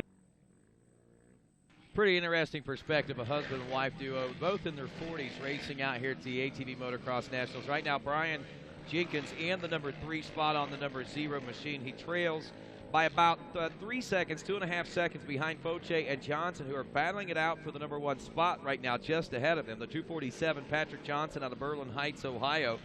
Then we've got Sebastian Foce. Now, we'd seen Foce up front, so obviously they're position jockeying, and right there shows you exactly why. That gap, 0.7 seconds. It was 0.6 seconds the lap before. With another lap to go, man, these guys have got an intense battle for the number 1 spot right now. Interesting to point out there, Rodney, our leader, Patrick Johnson, has ditched his goggles even though he's out front. So he's really kind of put himself at under fire there, as it looks like Sebastian Foce still does have his goggles on. So again, this comes back to that vision. We see Foce around the outside. He's not able to get it done. He pushes wide in that corner. So it is still Jones keeping the lead there. And, you know, Silas, as we watch this moto, and we've got obviously our pro motos coming up and another quite a few more amateur qualifiers, you know, we do know how important vision is in conditions like this. So when you see a rider pitch his goggles, you know that's a last-ditch effort at that point. Oh, yeah, it's just like we, with our roll-offs, I mean, you know, we try to do it the best we can to get those roll-offs ready. Then there's a couple of secrets which come with a couple of the riders do. They wear a 2-pair set of goggles. But, you know, I got to ask you, you bring that up, the double goggle stack. Where was the first time you ever saw that? Trey Kennard. Trey Kennard? I know the first time I ever saw it myself was right here at High Point Raceway, way back in the day with Harold the Bumblebee Goodman. Pulled it, and I put it in my memory bank there, and I've used it a number of times myself. Actually, last year at actually it might have been here. It was either here or at the Ironman MX. I passed that little bit of knowledge on to Chad Weenan. He used it, went out, got a good start, and I believe won a moto. But it's crazy how little tricks like that, like you said, they kind of add up over time. You put them in the memory bank, and look at this. It looks like Jones able to hold on for the win. But right behind him, Sebastian Foce comes across the line. Just behind him looks like Brian Jenkins, the rider we just saw in that feature there, in the 3rd place spot, the number 0. Not a number you see very often, but it certainly does stand out there. You don't have to worry about having a slash number. Just once, I think I'd like to see somebody show up at the track, run that number 0, and nothing against Brian Jenkins, but it'd be cool to see a 0 slash. That'd, you know, 0 and 0 slash, those would be 2 of the most uncommon numbers out there, you know, but right now, as we flip the page there, Silas, it looks like we've got a pretty exciting one coming up here. This should be our Youth All-Star 13 to 15, and we do know that we've got a number of fast little riders out here in this course. This is basically like taking a look forward to, say, maybe our 2019 Pro-Am class. Oh, yeah, for sure. We got, we got Troy Hill out there, Bryson Ford, Peyton Zimmerman. Peyton's he's had a lot of good races this year, pushing really hard, and he's going somewhere right here. We've got a fairly full gate here, it looks like. We've got, looks to be, I don't know exactly how many riders we got. 1, 2, 3, 4, 5, 6, 7, 8, 9, 10, 11, 12, 13 riders going to be lining up in this one. So we're going to see space at a premium here on our starting gate. And we see that looks to be, correct me if I'm wrong, Troy Hill way there on the outside, 2nd from the very outside. And it looked like he had a fairly early gate pick. So interesting strategy on the part of the number 14 at Troy Hill there. He's lined up outside. Looks like he's going to try and sweep around that outside, get a good start. Hopefully, in his mind at least, wants to put the rest of these riders behind him. We'll run down the start list here. We've got Dale Raven on the number 6, Jacob Hughes, number 11, Max Schiffer, number 14 slash, Troy Hill, number 14, Corey Richmond, number 23, Bryce Ford, number 44, Jacob Visnick, number 55, Dylan McClellan, number 79, Casey Warwick, number 120, Lance Walker, 133, the number 504, Brandon O'Neill, 721, Peyton Zimmerman, and the number 734 rounding out the lineup is Eli Lingle. So these guys are on the line. It looks like we got one more rider that still needs to pick his gate, and then we should see a 2-card go sideways, and we should see these guys getting ready to head their way up the starting line and out into race number 12, the Youth All-Star. I'm sorry, no, it says race 12, but then it's number 21. Not sure exactly what we got there, but we've got, appears to be race number 12. Yes, it is. Race 12, class number 21, Youth All-Star 13 to 15. So again, as we were talking about just a moment ago there, Silas, a lot of young standout names here, and we see riders that have worked their way up through the amateur ranks, through the youth ranks, and now this is our Youth All-Star class. So the majority of these riders out there on those hybrid machines with the 250cc dirt bike engines stuffed into a 450cc ATV chassis, which provides a lethal little combo. I know I wish they would have had these things when I was younger. How about you? Oh, yeah. Like, I started on four-wheelers on a 450s because I was always on a dirt bike, but if they switched earlier, I might have been on one of those.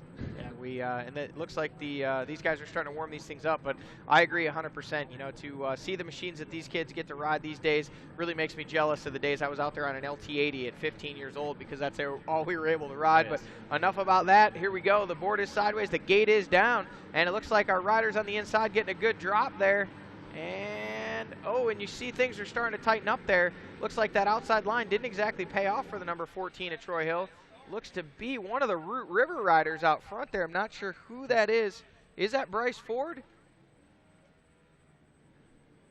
It looks to be a 3-digit 504 maybe? Brian O'Neill.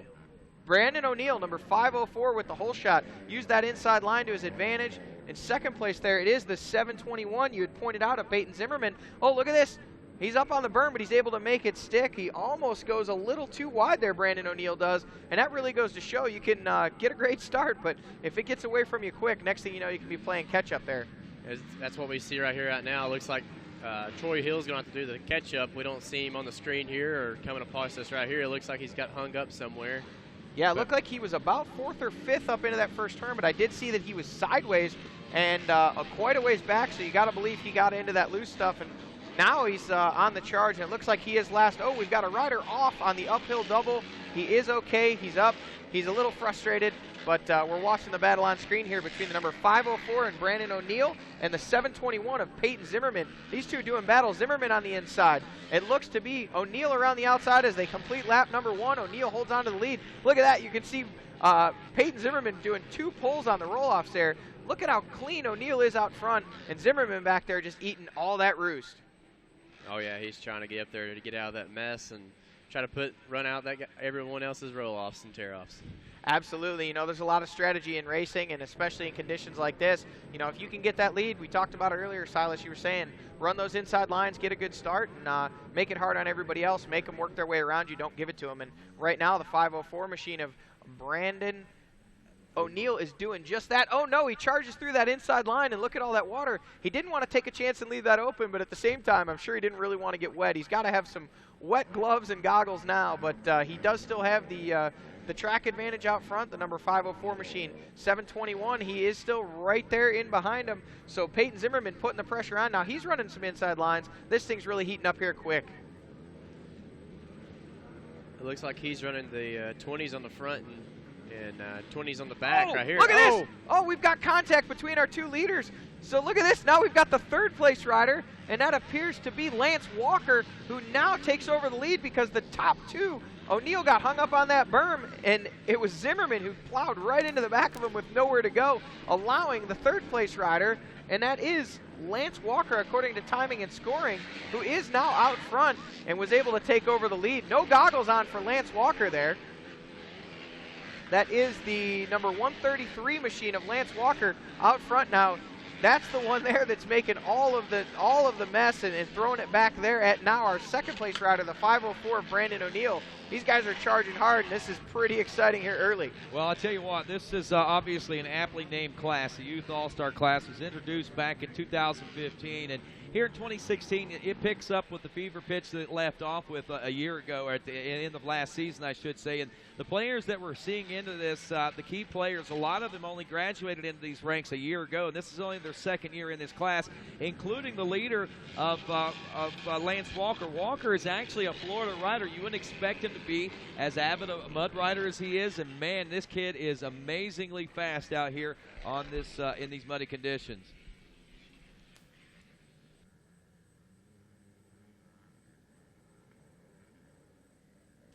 So Lance Walker, a young, tall man, he's got some reach. He's like one of those riders like... Rodney, we've got a battle for the lead. Looks like Zimmerman around the inside, but Walker going to stuff it back in there and close the door. We've got contact. Zimmerman around the outside takes over the lead. Peyton Zimmerman. Don't be surprised if he don't try to pull the trigger on the back of that one of those triples out there. This kid right here knows how to make this machine fly, and he knows how to send it, but we'll see whether or not he's going to be doing anything like that today. Look at that, getting that big step up there. Peyton Zimmerman, now it is that Lance Walker, 133 in the number 2 spot, and I believe that's Brandon O'Neill back in the number 3 position. We got a rider down, or actually stalled out on the face of that jump, and I'm not sure what was his problem, but obviously he might be suffering from some mud packing up in that machine. Yeah, that's a bad spot for him to be stopped. So luckily that flagger out there giving him a little shove, and we've got our course workers doing a good job of keeping everybody clear of that section as we get him up over that lip and hopefully on his way and clear of that little jam up we had. But this battle rages on over the 2nd place spot. So Zimmerman able to take that top spot away from Lance Walker. Now it's O'Neill putting pressure on. All right, let's watch this right here. The number 44 back into fourth place position, Bryce Ford for Springtown, Texas. 1:41.9 lap time. He was 2 seconds behind Brandon O'Neill a lap ago. He was running about, close to a 2.5, 3 second lap faster than what O'Neill was. So we may be seeing a race shape up for that number 3 spot right now. And we could see a four-way battle for the checkers when it's all said and done. Rodney, go back a little bit further into that 7th place spot. Look at the lap time from Troy Hill. He is a full 2 seconds faster than anyone else on the track with a 1:39. So he was buried back there off the start, but he's charging hard, trying to make up positions. O'Neill up on the berm once again. That's the 3rd time we've seen him do it, and it doesn't quite, but Ford all over the back of him there. Look at that battle you were calling shaping up there, Rodney. Well, here, and Ford gets into some of the loose stuff out there. That's going to be the saving grace right there, maybe for Brandon O'Neill, at least for the moment. But look behind Ford. I believe that we may be seeing Hill come up behind him. Or who is that? That is actually the 734 of Eli Lingle. Eli's coming now, my friends. And Eli's putting the pressure on from that 5th place position. This race is really starting to develop as it goes on, Johnny. I mean, a lot of different battles starting to shape up out here. Yeah, we've got the battle for, it looks like 2nd place, Lance Walker has settled in there. The 504 machine of Brandon O'Neill in 3rd, and we see the checkers waving, so it's all going to kind of pan out here. But man, did things tighten up for 2nd all the way on back through the 7th place spot, as Hill's still trying to work his way around the outside of some riders in front of him there. He's not able to get it done. You can see the frustration as they cross the finish line, but look at all these guys in the same shot, and they were just coming across the line together there. Some staggeringly fast lap times towards the end of that one for those guys. Well, folks, that right there was another barn burner as far as I'm concerned, and that right there shows you the Youth All-Stars potential and what we've got to look forward to as far as the future goes. Peyton Zimmerman takes the win, Lance Walker in 2nd, O'Neill, Ford, and Eli Lingle rounds out the top 5. RacerTV.com's coverage of ATVMX Live continues after this. I'm Joel Hetrick. You're watching ATVMX Live on RacerTV.com. Here at Rocky Mountain ATVMC, our goal has always been to get you the best price and provide quality service. Now, we're giving you one more reason to shop with Rocky Mountain. We call it Quick Cash. It's simple to get. Just place an order with a qualifying Quick Cash item and get cash to spend on your next order. Try it out today. RockyMountainATVMC.com. Get ready. Prox Racing Parts is your hard parts source. Prox has you covered from your engine and drivetrain to your chassis. All parts are manufactured to the highest quality standards to meet or exceed the OEM standards. Prox releases new product lines throughout the year, so you won't want to go anywhere else. Find the nearest Prox dealer or distributor near you by going to pro-x.com. When it comes to protecting your engine, AMSOIL offers the next level performance truck owners demand. AMSOIL provides 75% more engine protection against horsepower loss and wear than required by a leading industry standard, extending the life of pistons and cams. Give the vehicle you love the above and beyond fortification it deserves. AMSOIL, devoted to protection.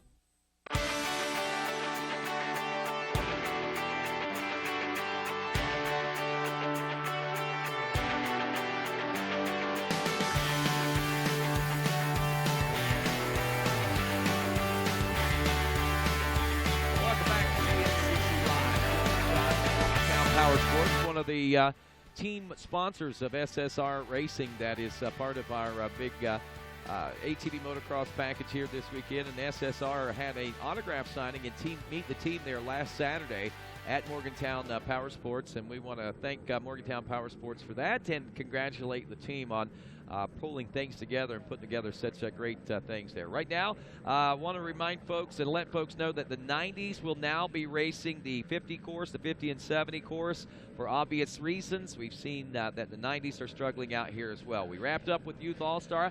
Race 12, race 13 on the racetrack right now, and this is the WMX And the way we look at this, I'll read the roster of riders down to you, and then we'll let you know who's who and what's what. The number 1, Megan Shepard out of Marion, Ohio, your defending champion. The number 5, Michelle Jenkins. We saw her husband, Brian, in the 30-plus a few moments ago.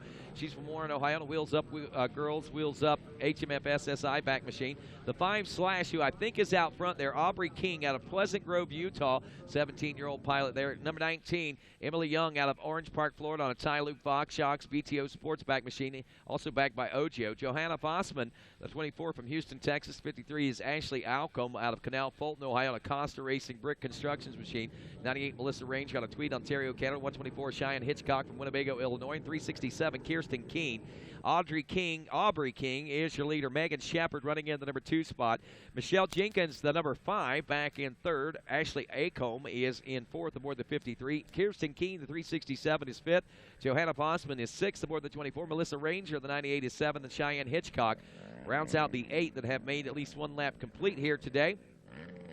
Waiting on lap times to check in next time around, but we can see right now that Megan Shepard riding a somewhat calculated race from back there in the number 2 position. She tries to lay chase to the number 5 Slash of Aubrey King right now as they make their way down around behind the starting line and now down into the far reaches of the racetrack, heading toward that big, well, it's a quad jump. It could be a triple or a quad, but that dragon back, so to speak, that they're getting ready to hit here in just a moment, and you'll see whether or not they're able to get the air and the drive that they need to get the jump. So Megan actually doubling up over that dragon back there. She tries to reel in the 5 Slash of King. A 1.8 second gap at the end of that first lap. I'm beginning to wonder right now, is that gap opening up a little bit more for the defending WMX champion? Now, something to point out about the defending WMX points of the champion, she is currently 2nd place in points, and it all stems from an issue that took place at round 1 in Kemp, Texas at Underground.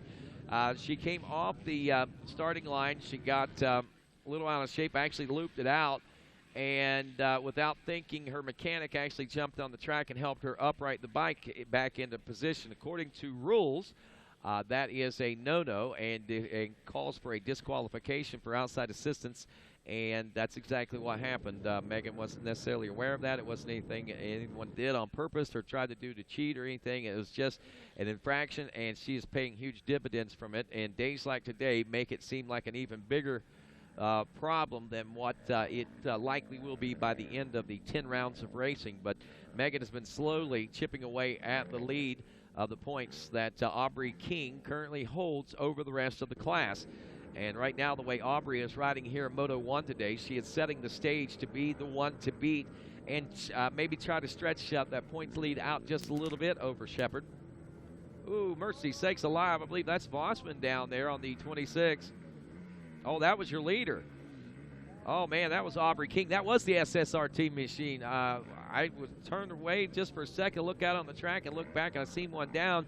And I thought that might be Vossman with the color of the bike, but then I certainly saw that that was an SSR machine, and that is Aubrey King down, and that is Megan Manshak out front. And those are the kind of calculated rides that it's going to take for the number 1 machine to reclaim that national championship number 1. I believe she's on her 3rd, working on championship number 4, if I'm not mistaken, as far as the WMX titles are concerned. And again, just good, calm, calculated ride out there today has put her out front. Aubrey King, will check in with her in just a moment, see just how much she was able to pull out of that. But I think I just saw a checker flag come out. We went a lap long on one, and we're a lap short on the other. She's not stopping, though. She says, wait a minute, I got one more. I never saw a white flag. So I don't know whether they've cut the laps to 3 or whether our finish line flagger made a mistake. On days like today, that's certainly understandable to see things like that happen. Let's hope it's not too much the case. Hey, Michelle Jenkins has made it into the number 2 spot now. She's 17 seconds behind Shepard. She's gotten around Aubrey. Aubrey still trying to muster up the speed and get back into this one. Oh, mercy, there goes one off to the side of the track just before the finish line again. I'm not sure if that's Aubrey or not, but if it is, she certainly is having a tough, tough day. Aubrey does check in. She does hit in 4th place, so that was not Aubrey. That may have been Kirsten. But Shepard is out front. She's looking for checkers this time around. You see her lower section of the racetrack down in the heartland of High Point Raceway now. 17 seconds, as we said, back to Jenkins. Johanna Vossman has now moved into third. And only a second behind Vossman was Aubrey King. So Aubrey's trying to make up for some ground. We'll do some math here. Still puts her 30-plus seconds behind Megan Shepard. So the likelihood of a Moto 1 win, or even a second at this point, for the number 5 Slash is certainly slipping away.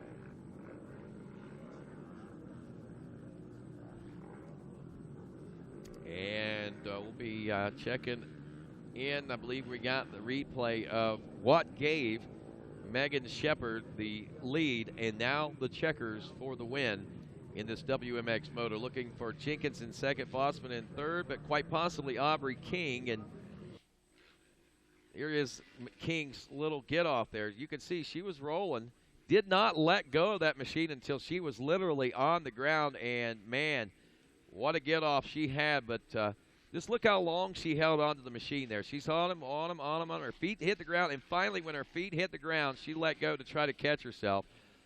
She tried to save it, but wasn't able to make it happen. But, man, she bounces right back up.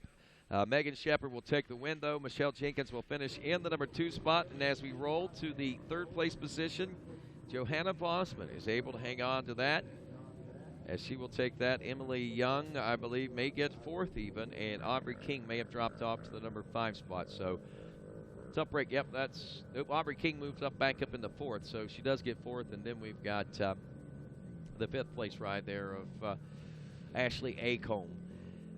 Fans getting down by the trackside right now, about an hour and 30 minutes out from the drop of the gate in Moto 1 of AMA Pro ATV Motocross Racing, as we welcome these race fans. This is how they ATVMX Live. How do you ATVMX Live? Send us a Instagram photo of how you watch ATVMX Live for a chance to win an event t-shirt courtesy of Moto Tees, your event souvenir supplier of the ATV Motocross Race Nation, and basically all the races that you see here on racertv.com. Just go to mototees.com if you want some of the stuff for yourself. Check out some of the great things they got going on. If you've got an event, you can too have Moto Tees provide event shirts and souvenirs for your event. Gate is down, 4:58. Division 1 is off and rolling. So we'll sort them out for you.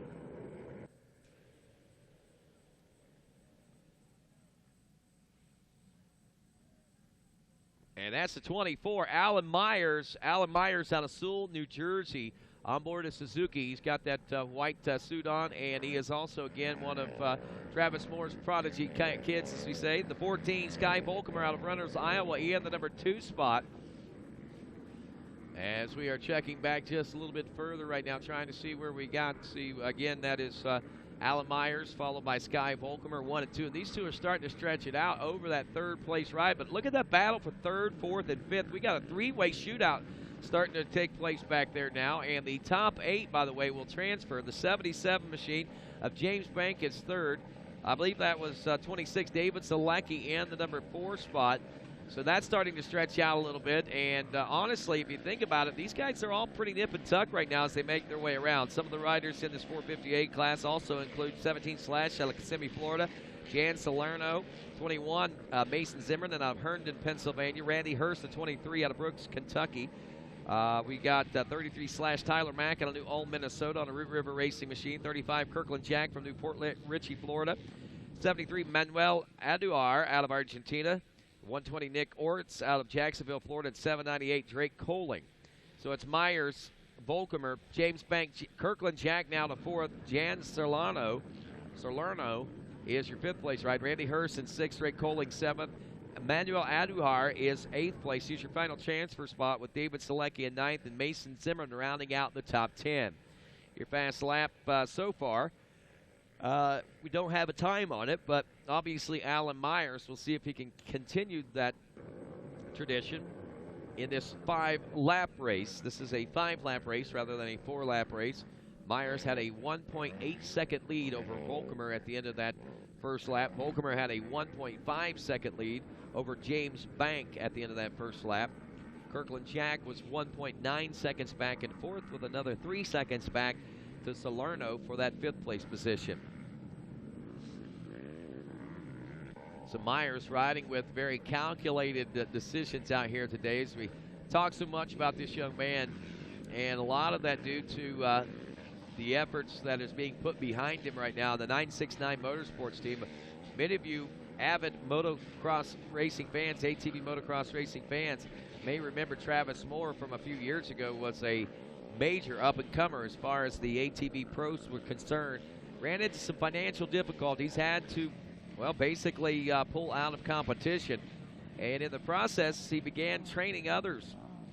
And we saw him train there last year, Alan Myers, and we saw him take him from a literal mid-pack mediocre rider. And I'm not saying anything about what his abilities used to be, but what he did was he was able to find and elevate those talents to super abilities, honestly, almost superhuman abilities, it seems like sometimes, because Myers can pull it out just in the blink of an eye out there. But this kid right now pulling out an early lead, and that's going to make for an easier win here in this first division race of the 458 class. So after two, Myers, Volkemer, Bank, Jack, Salerno's third, your top five. Drake Coling is sixth. David Selecki is seventh. Randy Hurst is eighth now. That's your final transfer spot. As Manuel Andujar is ninth, and Tyler Mack in 10th. Again, only the top 8 will go straight to Moto 2. The remainder will go to an LCQ, which will be ran a little later this afternoon. From there, we will take the top 4. But right now, it's a matter of sorting out the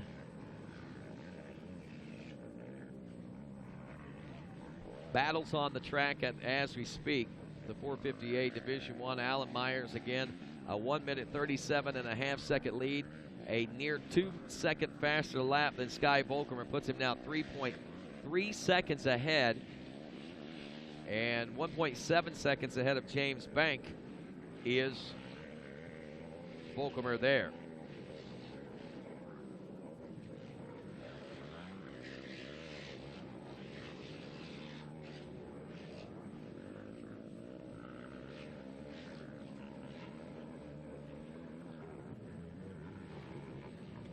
Right now, my friends, the battle's starting to heat up a little bit back there. Looks like things are tightening up as we have found the race on the racetrack out here. Again, we've got Myers, Volkemer, Bank, Kirkland Jack, Salerno. The gap, I believe we're watching Coling and Salerno battling for 5th place. That was a 4/10 of a second gap. That is Coling in the 6th place aboard the 798. Just ahead of him, Jan Salerno out of Kissimmee, Florida. A 1:40.5 lap time for Salerno, and a 1:41.8 for, Coling was a 1:40.5. Salerno was a 1:41.8. Get this, though, lap times 1:39 for Kirkland Jack, a 1:38.6 for James Banks. Same thing for Sky Volkemer, 1:36.9 for Alan Myers. He has a 5-second lead over the rest of the field right now as we roll through lap number 4 of 5.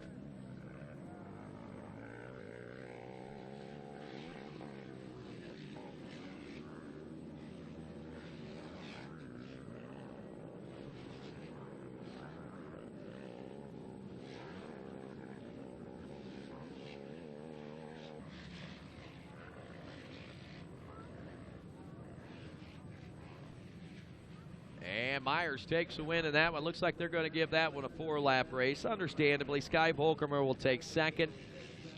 Third place will go to James Bank in this one. Looks like Kirkland Jack will hold on for 4th aboard the number 35. So it's Myers, Volkemer, Bank, Jack, and at the checkers, Coling makes the pass, as secured the number 5 position. He wins by 1.5 seconds. They turned a 2-second faster lap, so was able to turn things around there. Salerno will finish in 6th. David Selecki will be 7th, and Randy Hurst, I believe, will take your 8th and final transfer spot. Tyler Mack moves up to 9th, but it's going to be too little too late at this point. I believe we got 458 Division II coming up next.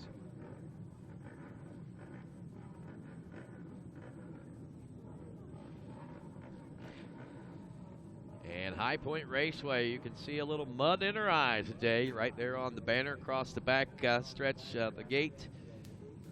And obviously a challenging day for our ATV Racing Nation. Our second race, actually, this is our fourth race in a row that we've dealt with rain. It's just that it's been on Sundays on some of the other times now. 2 weeks ago at Ironman, we got this dose on Saturday and another dose on Sunday, which really made for difficult conditions there on Sunday for the riders.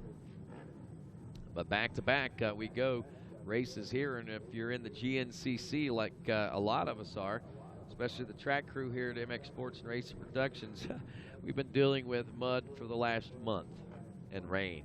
Every round I guess I've been to for the last 4 weeks and the last month have all encountered rain, and I'm thinking that I might change a few of my jean structure to duck, to be honest with you, to let some of this water roll off my back that keeps building up out here. But I tell you, man, it's certainly making for a challenging season. And I was talking about it earlier. The championship points race, it's really got to be shaking things up there, especially when you take into consideration we've had a couple of races where there's been one moto formats, and I honestly believe it doesn't give a true indication of what the rest of the championship may shape up to be like. Division 2 is off and rolling now with the 15 of Corey Powers out of Lancaster, Ohio, and a Corrosion Specialties machine. Let's see if we can snag the early leaders in this one for you. Give you an idea of who's who and what's what. We see back there in second, that looks like a 73 maybe. See if we can get that leader, though. Already has gotten a face full of mud on that, so we'll say 75, Jeremy Ropp possibly taking the early lead out there. Now it's 3:27, Brian Nolt. Now, I will tell you something about Brian Nolt. I see Brian Nolt jumping the triple and the quadding the Dragons back yesterday during practice on the dry track day, but that's a little different scenario. Meeting the rest of our field right now, Benjamin Heisong out of Clinton, PA. We got Blake Sarver. He is riding the number 17 out of Peru, Indiana on JB Racing Max Construction Machine. 33, Dalton Hicks out of Montezuma, Iowa. 48, Devin Dehart out of Ridgeway, Virginia. 75, Jeremy Robb from Rockford, Illinois. Brian Nolt, your leader, out of Manheim, PA. 508, Timothy Schultz from West Frankfort, Illinois. 781, Keenan Game out of Emmaus, Pennsylvania. 925, Ryan Carodi out of Canton, Michigan, a Root River Ford Brothers Racing Machine. And 927, Zach Gill from Louisville, Ohio. And as we wrap up lap number 1 in Division 2, look at that. There's that 75 I think we were talking about there. That is Ropp. He was out front. Drops to second. But Brian Nolt, your leader. Ropp in second. Zach Gill, 927, running back in the number 3 spot. Then Dalton Bubba Hicks. The number 33 is 4th. Ryan Carodi in 5th. He's the 925. Benjamin Heisong, the 16 is 6th. Timothy Schultz in 7th. Blake Sarver, the 17 and 8th. And that's your final transfer spot. Looking at Keenan Game, the 781 outside the bubble right now. Also Devin Dehart rounding out the top 10. So we're joined back in studio here by Silas Lehman. Silas, what did you get a chance to check out there a moment ago? Looks like track is shaping up in a lot of places out there. Oh yeah, the track's starting to form around. We're starting to get a little sprinkle here. If everything holds off on the radar, it should be turning around pretty good, but we're all Well, I'm holding you responsible. You brought the radar out, so I'm going to, and up, so I'm going to hold you responsible. Hey, folks, here, we got a side-by-side battle going on right now in this 450A class. Mercy sakes alive, Rob is all over the 327 of Brian Nolt for that number 1 position right now. These guys do not want to relinquish this spot. Both of them fighting tooth and nail to hang on to it. Right now, though, Nolt has got the advantage, and I've got an announcement for you. Listen up. We got a vehicle that's got PA plates. It's a GMC Sierra 4x4. The PA plate YXR8506. It's a red GMC Sierra 4x4, needs to be moved. PA plates YXR8506. Come back to your vehicle right now, folks. We need you there right now. Something's going on. I think somebody, a dozer, ran over your truck. No, I'm just kidding. Actually, there is an incident. You do need to report back. So if you know who owns that red GMC Sierra truck, they need to go back to their truck as soon as possible. So it's Nolt, it's Gill. Whoa, what happened to Jeremy Ropp there? I turned my head for a moment. What happened out there, Silas? I was actually had my head turned, too. I was trying to watch out on the other parts of the track. Wow, that was a heartbreaker there for the 75, but look at this. Zach Gill has gotten right into position, and Zach Gill is making his presence known. And Zach Gill may have just forced a mistake out there. I think that's the 327. It got Was him up on the berm there. Was that the 327? I'm Okay, pretty so sure. maybe Gill isn't the 3. Oh, okay, yeah. No, that's the 927. That is Zach Gill up front, and that is 327. Yes. So I don't know where Zach came from there, but he got around Rob, and Dalton Hicks is now 4th, Benjamin Highsong in 5th, Ryan Carodi 6th, Blake Sarber in 7th, and Keenan Game now your 8th place, right? So we see that final transfer spot changing. And because I say that, don't mean I'm saying anything derogatory. I'm just saying this kid coming out of nowhere, I like to say it, riding wormholes, man. These guys are finding warp speed out there and able to move from one place on the track to the other literally without being seen. I mean, that's how fast they're going, and warp speed, if you will. But, man, these guys are really finding it out there. And it's funny to me how some riders really seem to excel when the conditions at their worst, Silas. Oh, yeah, there's some riders like when I was on dirt bikes, I always enjoyed the mud. I would always do very good in the mud on a bike, but for some reason I can't ride 4 wheels in the mud myself right now. But there's those riders that just enjoy riding in the mud and can get around the track faster than others. So, obviously, I take it you're not a mud man. Is that what we're Oh, I'm not. As you can tell, I'm up here in the booth. But luckily, last year at Ironman, we had that second moto downpour, and I came out with an 8th, and I was pretty happy about that. That's probably the best mud race I've ever done on a 4-wheeler. Really? That's the best, and that's the highest I've ever gotten pro, so I was pretty happy about that with an 8. So there's a couple of things there that went in your favor as far as the mud goes that day. Miss Brittany Lynn watching on ATVMX, or watching ATVMX live here on RacerTV.com, welcoming you. Why do you change your name like that on me, Brittany? She goes by something totally different now. But anyway, we got Zach Gill, Brian Knoll, Jeremy Ropp, Dalton Hicks, Highsong. Again, all the way through game, there's been no change after 3 laps, so 781. Now, he was 9th, as Devin Dehart was your 8th place ride, but game's gotten around him, and Dehart's actually dropped to a number 10 position.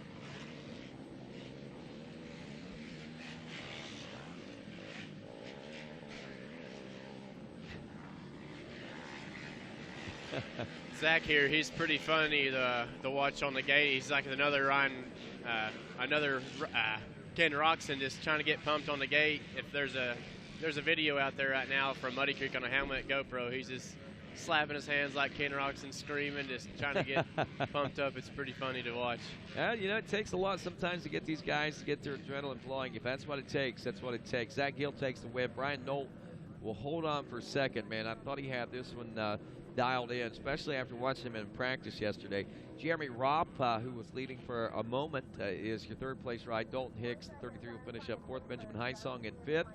Ryan Carodi, Blake Sarber, and Keenan Game round out your top 8. That will be your final transfer spots here in Division 2. The remainder will go to an LCQ, from which we will be seeing the top 4 transfer from. We got another couple of divisions coming up here, Silas. Open B class. We got Shane McMillan out of Allison Park, PA, out of Baldwin Motorsports FTR Power Sports Machine. 12 is Josh Maley out of Carrollton, Ohio.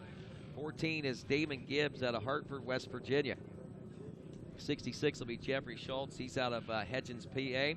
99 / Wyatt Hoffman from New Berlin on Mr. Unlimited. 7S Cycles Dosa Racing back machine. 99, Thomas Fernandez. He's out of Argentina. 100 will be Noah Mickelson out of Iota, Minnesota. I know that's not how you say it, but Iota maybe. But regardless, he's on the Root River Racing machine. And Cesar Jimenez, the 101 out of Union City, Tennessee. They got the 139 out of Sean Woodhead from Perth, Whitcomb, Washington. Now, I got to ask, is Cesar Jimenez, is he in Argentina also? The 101?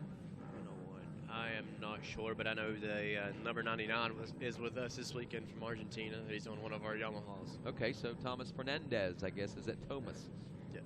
Thomas. So Sean Woodhead out there out of Washington. Then we got Jordan Speck, the 242 out of Herndon, Pennsylvania. 441 Tyler Powers from Newport, Tennessee.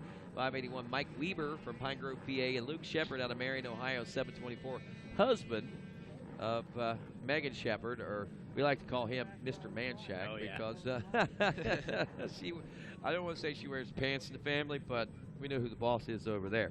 And this rider number 441, Tyler Powers, he's actually not that too far from my house, and he's just like me. He always raced bikes, and this is actually his first year on a quad. Really? On his first nationals here, and he's coming up pretty quick. He races all the local stuff with us, like with our, all our races and stuff. And it's I've been wanting to work with him and get him where he needs to be. That's awesome, man. So you come from the two-wheel side of things, move into the four-wheel, and you're bringing some of these boys. You don't see a lot of guys transfer from 2 to 4. You see more of the 4 to 2 than you do the 2 to 4. But regardless, good to see some guys crossing over as the gate is down on this one. Look at that far outside gate.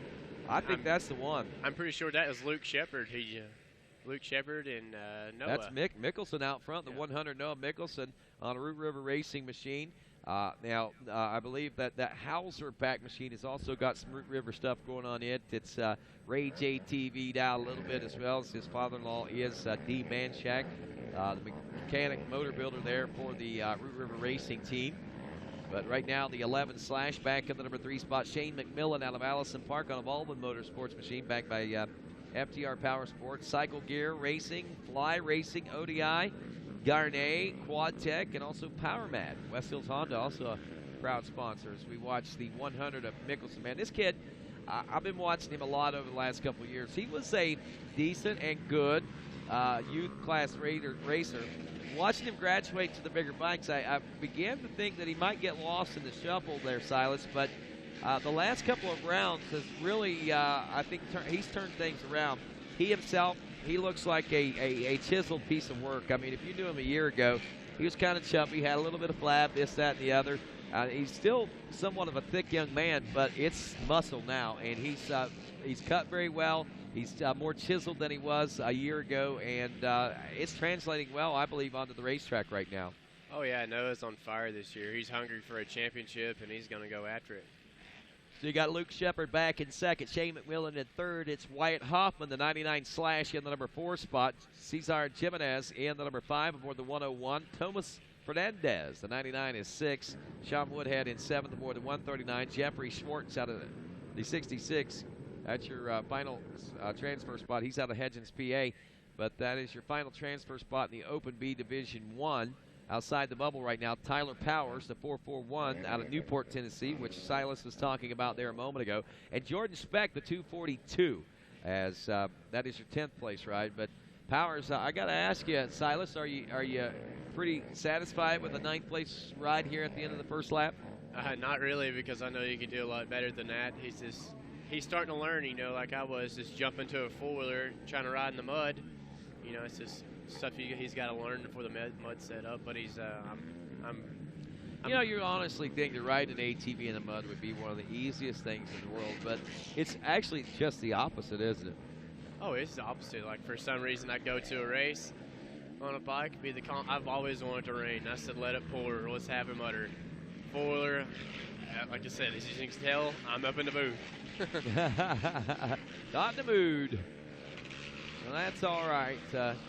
Like you said, you got that new bike you're trying to keep hold on. Mickelson still out front. Shepard in second, but Shepard's getting trouble now. Looks like Shepard's got McMillan all over him, the 11 slash. Hoffman and Jimenez are back there in the 4th and 5th place positions. They got their own battle shaping up. Look at that, side by side down, touchdown at the same time. We may have a pass. I believe we have a pass. I believe that Jimenez may be getting around Hoffman right now as we speak and making the pass. We'll do a little more when we get a little closer, but Mickelson, Shepard, McMillan, Hoffman. I'm going to say Jimenez, Hoffman, then Fernandez in 6th, Woodhead in 7th. Schwartz is your 8th and final transfer spot. Tyler Powers, 0.8 of a second out of a transfer position right now. He turned a 146.5. Schwartz just ahead of him, a 146.4. So a little bit of a break there, Silas, and you might see your boy in a qualifying position. Oh, yeah, you definitely don't want to go to an LCQ. That's a lot more harder on the bike when you're out there, and more you have to wash, and especially the fatigue on you, from handling all through the mud. But it's always good to get straight to the main on Sunday. Yeah, and I imagine that the heavier conditions, even though, again, it's 4 wheels, you think it's easier to ride, it probably makes it more difficult to ride. You got a lot of weight coming down on those machines. Oh, yeah, you add about 10 pounds onto your body when you get roosted like that. But right now the track's coming along pretty good here. You see, Uh-huh. nice and dry. We're just fingers crossed and hoping this rain stays off. Yes, keeping our fingers crossed. You go look. Don't look at that radar. I don't want my mood spoiled. But look at this battle. This is where it's at. This is a battle for second place. Luke Shepard, who is a GNCC racer as well as ATV motocross racer. He hasn't been able to put the attention and detail into it that he would like over the course of the last few years. He's a farm boy from up in Ohio. He's got a lot of plowing and planting and picking and stuff like that to do. Oh, yeah, you can see his bike right now. It's all set up for the GNCC right now, and he's got a handguard hanging there. We hope it can not Look how affect clean. him any. Look how clean it is, though. I mean, he went from the far outside. I'd say he was as far outside to the right of that gate as one could get, and he took it all the way around, man. He swept it all the way around and kept that momentum on and was able to take that whole shot, and is yet to relinquish it and look back at this point. Noah Mickelson, though, right there with him. Or actually, Mickelson, I guess, was out front, and then Shepard was right there behind him. But Mickelson's been far enough ahead, he hasn't sprayed any mud. That's what the cleaned up bike is for Shepard there. Sorry about that, but I've already forgotten about Mickelson, man. I mean, see what happens when you get good, man. We forget about you. Yeah. He's moving on to bigger and better things, man. He's already trying to move into the pro class. He's gotten so fast. No, I'm just kidding. He's just a beat rider. But this kid's really on fire, no doubt about it. A minute and 37-second lap time is what he turned. If that gives you any indication, everybody else 144, 143 is their fastest lap. The gap between first and second, 20 seconds. You think maybe that Minnesota might be a bit of a mud rider there, Silas? Oh, yeah, he's going to have to be working with it a lot here when you're always around sand most of the time. He's taking good advantage of this right now. Oh, he is. Mickelson taking the checkers. A minute 37.9 lap time again. We'll see what that 20-second lead has expanded to. I'm going to say at least 23, 24 seconds. Checkers coming out for second place now. Look at that. 1, 2, 3, 4. Coming down together now. Shepard 26.4 seconds back in second. That looks like a GNCC time there. Oh, yeah. Or a professional two-wheel motocross time. Marion's Shepard moves in second. Third place is Allison Park's Shane McMillan. New Berlin, New York, where we'll be for the Unadilla GNCC and ATV Motocross. We'll be there first for motocross. Wyatt Hoffman finishes fourth, and Cesar Jimenez in fifth. Thomas Fernandez is sixth. Sean Woodhead in seventh. And your old buddy Tyler Powers made it, man. That final transfer spot, he squeaks by there in Division I of this Open B class. And I'm pretty sure that 101 is from Argentina or some South American country. Yes. Yeah. Or Costa Rica. Yeah, sure. Costa Rica. We got a lot of. I'm pretty sure Joe Bird's dealing with it or something. Oh, is he? Okay, yeah. Joe. He has a couple of Costa Rica riders. Yep.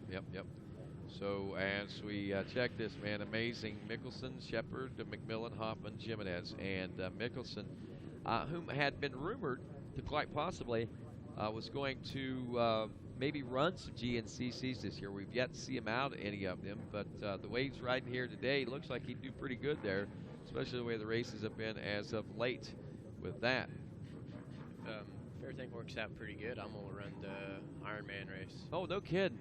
I think you'll find it to be a lot of fun, Silas. You might even find a new second home there. You might good place to cross train for you and get ready for the ATV Motocross Nationals. Yeah, I was going to mention that. I talked about the gap, the 26-second gap, and I said something about motocross, and I'm joking, of course, but not really in a way, because you got a 30-minute plus 2-lap moto or whatever, and they got 45, 50-second gaps between first and second. We had a race last weekend where the first and second place guy had tenths of thousands of seconds that separated them at the finish line. It was a tenth of a thousandth of a second that separated. Not 1,000, not 100, not 10. Tenth of a thousandth of a second. Might have even been 100th of a thousandth of a second. I mean, it was broke down. I mean, it was that tight. And there were 3 riders that came boom, boom, boom right across the finish line after 3 hours of racing in conditions worse than this. Yeah. They're definitely on their game that day. Yes, they were. Yes, they were. But here we got guys on their game. Check it out. The 55 Logan Stanfield. We talk about this kid out of Peru, Indiana. Talked about him earlier today. He's part of that 969 Motorsports team. The maker of the stars, Travis Moore, making another star out of this 55 ride. Other riders on the track include the number 7, Zach Rumwell out of Huron, Ohio, the number 9, Tyler Baldwin out of Mount Vernon, Ohio, the 010 of Jordan Willett out of Williamstown, Pennsylvania, the number 12, Slash, and Tyler Tripp from Huntingtonburg, Indiana, 21, Cole Wirtz from Pine Grove, Pennsylvania. It is Open B Division 2, as we also see Scott O'Nanion, the 44, out there with us out of Millville, Massachusetts. Dayton Burnham out of Shippensburg, PA, the 56. Adam Biggs, the 86 from Fulton, New York. 96, Daniel Bennett out of Winterville, North Carolina. 171, Grayson Eller out of Salisbury, North Carolina. 496, Kenny Payne. That's actually Morgan bringing on the Payne train out of Butler, Tennessee, on a fly racing machine. And Brandon Crone out of Dover, PA, on the 897. The Payne train of Kenny Payne, or Morgan Payne, out of Butler, Tennessee. We'll be keeping an eye on this youngster. But, again, Logan Stanfield, one to watch in this one, as he has captured the early lead on board the number 55. I can even see that, the double nickels, under the duct tape that we are seeing there right now. Man, this track still a place or two that you might say and deem a little bit on the not so wonderful side. But I'll tell you right now, honestly, it's coming a long, long way. I always like to say it gets better. It gets worse before it gets better, and we might. I think we might have been witnessing that worse before better there a little bit ago, because this track side, I mean, at least to me, visually right now, looks like it's really starting to widen out. We're starting to see some more lines open up, and looks like it's becoming a pretty decent racetrack, all things considered. Oh yeah, I'm definitely kicking myself in the rear end right now, but really, yeah. But you never know what could happen with the weather, but. You're hoping for rain at this point now, so you didn't set out for nothing, right? Oh, yeah.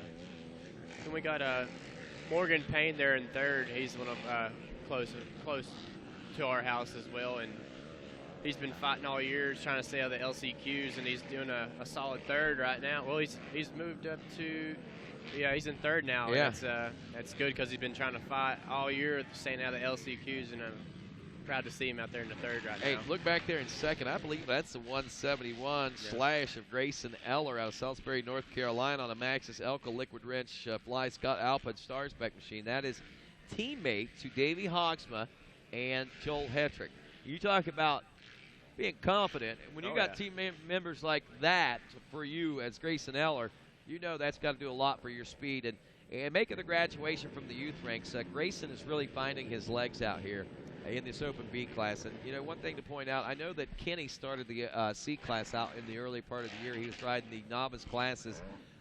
He pointed out, as a matter of fact, and he accumulated so many points in that C class, so early in the year they wanted to go ahead and bump him up, since he wasn't really in contention for the championship yet in the Open C class.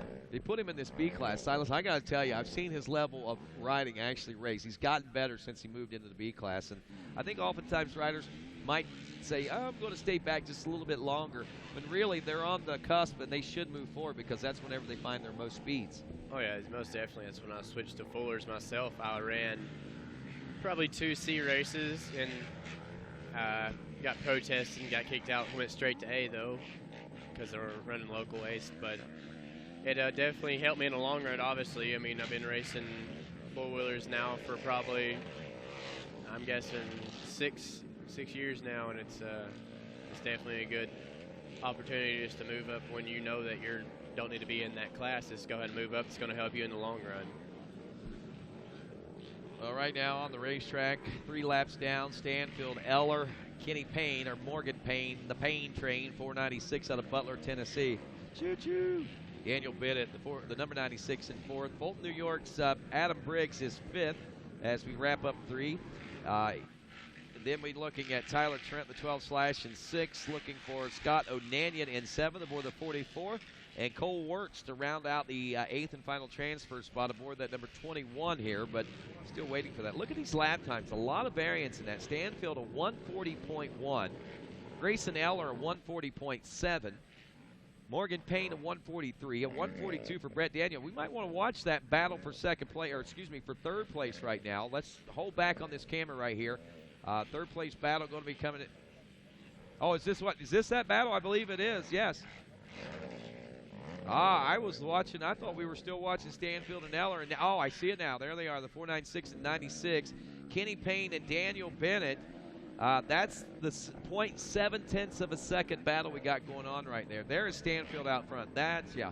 Okay, never mind. They don't look anything alike out there. But throwing some style into it. Yeah, right he there. does. And honestly, I was going to say Eller's really closed up if that would have been them. So that wasn't them. And that was Payne, and that was Daniel. Again, Payne seeming to be holding the position at the moment as we follow our leader through this final lap here. Stanfield taking the checkers. Grayson Eller will be checking by in about right now. Well, it's just about a half second off. But probably, see, he was 3.5 seconds back. Oh, 6 seconds. So he dropped back a little bit, but he had a big cushion there.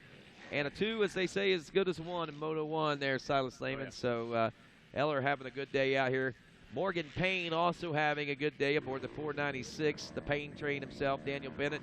Can't take anything away from this youngster. Half a second out of 3rd place. He finishes 4th. Oh, and Travis Moore is most definitely going to be happy about this with Logan. So oh, yeah. It'd be good for tomorrow and the second motos. Oh, yeah, for sure. A 1:39.9 lap time. He broke the 140 mark in that. Adam Briggs checks in 5th. Tyler Trent is 6th. Scott O'Nanion 7th. Looking at Cole Wirtz to be your 8th and final transfer spot there. But Tyler Baldwin was moving up there aboard the number 9. Let's see what's going on. We got a battle coming to the finish line, side by side over the finish line right now. That was O'Nanion and Wirtz, I think, for that 7th and 8th place position. Actually, Scott O'Nanion holds on in the number 8 spot. Looks like we got a change as Tyler Baldwin did make that pass. That was Baldwin right there at the last possible second making that pass. And that drops Cole Wirtz in the 9th outside the transfer spot there in Open B Division 2. So he'll be going to the LCQ as we go to the 450C Division 1. The 08 Mason Hunt out of Raleigh, North Carolina on Capital Power Sports Pro Motorsports back machine. The 11 Devin Kendrick out of Earlysville, Iowa on a Jansen Motorsports Cycle Solutions Breezewood Proving Grounds machine. 18 Slash is Tyler Supik out of Berlin Heights, Ohio. 25 Wesley Yunker from Hendersonville, Tennessee. We got Seth Torrens out of Utica, Ohio on the number 58. We got the 39 Austin DeCanto out of Southampton, Pennsylvania. We got the number 105 Travis Jumper from Carlisle, PA. Logan Tremellin, the 126 on New Cumberland, PA. 316 Caleb Pishner from Jefferson, Ohio. 523 Brandon Oparka from Cedar Lake, Indiana. And 848 Ethan Saylor from Collins, Ohio. The 848 again. Interesting story to tell about Logan Tremellin, the 126, about what happened here a year ago. We'll get in that in just a moment. Is that him out front? That looks like a Root River Racing ride. Let's see here. It is. Logan Tremellin pulling the whole shot. And this is a perfect opportunity for me to tell this story right now as they try to get things sorted out behind him. That's Devin Kendrick, the number 11, in the number 2 spot right now. And Kendrick's going to be all over him. But a year ago, the 126 racing in, if I'm not mistaken, one of the youth classes. But regardless, he had a get-off. And he had a bit of an issue. And they were kind of concerned because he was acting funny and having some pains. It wasn't a bad get-off. And they thought, well, we're going to take him to the hospital to get him checked out just in case. They thought maybe he took a handlebar to the gut or something like that because he's having a lot of abdominal pain. Well, when they got to the hospital, they had found that his abdomen, actually he had had some tears and things that took place in there. He was bleeding on the inside, but it was nothing to do with the wreck that he had. The wreck is what saved his life. He had a internal disease. I can't remember exactly what it is, but anyway, it affects your digestive system and all that, and it basically shut it down for him, and it was rotting away inside of his body. They were able to fix that because of the accident. Otherwise, he may have never known, and they said that that's what saved his life. The doctors told him that. And they got that right on track. They had surgeries. I mean, he was in the hospital hit and miss for a long time about how it was all going to go. They changed his diet, got everything proper, and this kid has put on some weight. He's put on some muscle, and obviously he has regained his speed. There's no doubt about that out there. So he opens up with the early lead out here, and I think he's still holding on to it. What a great way to celebrate a horrible anniversary like that. Come out and get the whole shot and lead in your 450C class. Logan Tremellin from New Cumberland, Pennsylvania. He is a I know his father will agree with me and his mother will agree with me. He's a miracle child. Miracles happen for that young man, and that's I love hearing stories like that. And those were true miracles, folks. I mean, God had a definite hand in that, and his mom and dad will tell you the same thing. They also had some good doctors that helped out as well, and they were in the right places at the right times. And it's just funny how things work out the way they do. Devin Kendrick still in second. Mason Hunt is third. Austin DeCanto in the number 4 spot. Caleb Pishner is fifth. Jackson Wingard is 6th, Brandon Oparka in 7th, Tyler Supik is 8th, Wesley Yunker in 9th, and Seth Torrance rounds out the top 10. The gap between 1st and 2nd now 3 seconds. The battle, though, between 2nd and 3rd, or actually 3rd and 4th, a little tighter than what all the rest of the battles are on the track right now. Kendrick back in 2nd. I believe that is him, and he's dropped to 3rd maybe now behind Mason Hunt. Yeah, that's the case. Mason Hunt is now 2nd. Kendrick is 3rd. DeCanto is coming up too. Keep an eye out for the 39 machine as that rider is pushing the envelope. Or is that? No, that is the 39. My eyes are deceiving me, dude. Why don't you poke me and say that was a 39? The TV comes in and out here, but it's just a lot different watching it on TV here. It is. Okay, there's Kendrick. I thought that he was. Okay, that makes sense then. That really makes sense. Oh, there's why I thought he had the 11. See those 2 groove marks in his front machine? That's why right there. So that's why I thought it was the 11. Okay, so he didn't fall in the back. He is actually DeCanto all over Mason Hunt for 3rd place right now. Caleb Pishner is 5th aboard the 316. Jackson Wingard is 6th right now. All riders will transfer to Moto 2 as we watch this ATVMX Live. We got pro racing in about 45 minutes as we're looking at about 1:15 on the clock. Our first pro moto slated for 2 o'clock here this afternoon. Oh yeah, it's not a good thing to always sit out and watch, but it's always to go back because I haven't got to watch pro race in a while, and it's pretty fun to watch these guys go around here, knowing that I get to go out there with these guys. Yeah, knowing that you could have been one of those guys, maybe that you could have been. Hey, you never know, man. Go talk to Harv and see if he'll put you on last gate, put you out there anyway, man. I mean, track's looking too good not to go out and try to give it a try, but I see why. I get it. And I like having you here anyway, so you got some pretty interesting perspective here. The 08 still out front in 3rd place. This is the battle for the number 3 spot between 3rd and 4th, Mason Hunt and Austin DeCanto. Caleb Pishner is about 5 seconds back in 5th. Jackson Wingard another 6.5 seconds. And here we go. And there it is. Wow, DeCanto, man, you talk that right there looked like he had just been waiting to do that. I mean, that looked about as simple and as easy and textbook pass as I've ever seen. I almost got to say it almost looked like Mason might have just relinquished that spot. I don't want to go that far, but it almost looked like it. You are watching ATVMX Live on RacerTV.com. It's round 4 of Prox Racing Parts ATV Motocross National Championship Amateur Racing presented by CST, and round 5 for our AMA ATV Pros coming up here at 2 o'clock. And we got the 126 Logan Tremelin out of New Cumberland in that number 1 position, still maintaining the lead. Look at that. Not even under the front fender is there mud. There's just a little bit of spray on the outsides of his fenders on front. That shows you how well the track is starting to tack up there and shape up. But, I mean, look how clean that machine. If I was his mechanic, I'd be thankful that he got the whole shot, and looks like he should lead it wire to wire. Oh, yeah, for these last probably 10 motos so far. I mean, from the first couple there, it was a mess. Like man. I'm surprised it came out this great. Like, Randy's got this track coming out good. He most certainly does, and I know that the High Point staff, Jeff Russell and Randy Poulter, getting their heads together. And Randy, believe it or not, listens to what Jeff Russell has to say, because if anybody knows dirt any better than Jeff Russell, there's not many more people that do. He knows this High Point Raceway too, so they got their heads together, and that's the plan they came up with. And wow, what a plan! And I know Logan Tremelin's satisfied with it. Logan Tremelin's satisfied that he's got a nice racetrack to go out there and win his first, this first division race in the 450C class. We had 2 guys still stuck on the start here. Wow.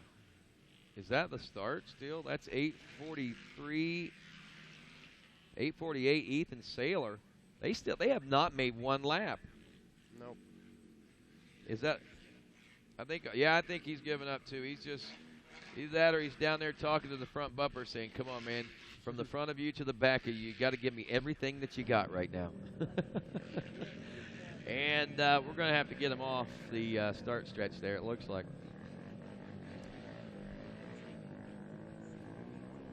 450C Division II coming up next. We got 12 riders to deduce down to 9 in this one as well. We got the number 9 Bo Nakudas out of Waynesburg, PA. Kind of nearly a hometown boy. We're almost in the back door of Waynesburg right now. 31 Cody Supik out of Collins, Ohio, from Jefferson, Ohio. I was going to say Jackson. I didn't know there was any ATV racers from Jackson, but that's Jefferson. Anthony Golan, the number 42. 63, Jesse Long from New Martinsville, West Virginia. And Travis Blake, also from there, aboard the number 69. 71, Steve Schoberg out of Taneytown, Maryland. The 077 of Michael Zolman from Patriot. That's actually Patriot, Ohio, if you're from down around that area. 96, Dallas Wingard from Emlenton, Pennsylvania. 99 / Austin Fleming from Cuyahoga Falls, Ohio. 168, Ryan Smittle from Lawrence, PA, part of the SSR team we've seen over there at Morgantown Power Sports. Kevin Rollins, 247 out of Oberlin, Ohio. And Fowler, Ohio is home to Zach Collar, the 317 on his SSI Decals Spy Optics Moto X Perks FMF back machine. Not a lot of the C-class riders with sponsors, but Zach Collar's got a list an arm length long out there. And if you're wondering what's going on, pan that start camera to the right just a little bit if you can. And we'll see how they're progressing. And they just got him out. They didn't get him off, I guess. So they got one guy off. And I think that's still the 848, as a matter of fact. I see only 8 guys actually finishing, coming and taking the checkers in that last lap. The top 8 transferring. Brandon Oparka, the 523 out of Cedar Lake, Indiana, the last to check in. And he is the final transfer spot in that one, too. So the rest will come back a little later. I guess they will come back a little later. That's the plan anyway, as we got LCQ scheduled for the day. I got to think, though, as long as this day's taken, man, we may even see some LCQs running over into tomorrow. But they go quick and they go fast, and hopefully that won't be the case. Man, I tell you, camera operators, Mitch Rosenberry there. Give us a big wave there, Mitch, as he is certainly a hard worker and doing a lot of the setup out here, getting ready. And standing out in these elements. I mean, you can see they're packed up. They're layered up, and for a reason. No, it's not 30 degrees out here, and it doesn't feel like blizzard. We're here in May, and we're still trying to stay warm. Still trying to stay warm in the 50-degree temperature. I think we're about 50. There's Deeds, our old buddy from right here out of the Morgantown, West Virginia area. Let's see. Where's he at? He's right over by the podium over there. So right behind the podium, he's got the start line camera down there. So welcome aboard, Deeds, and there we go. So, man, I tell you, it's taken a full GNCC trail crew out here. I don't think they have as many struggles on the trail as what they're having here today. As a matter of fact, Jared Bolton, radio, hey. I forget that dude's name. He's the one. He's got the dirt bike down there. Oh, he's one of our dirt bike riders too. Yeah.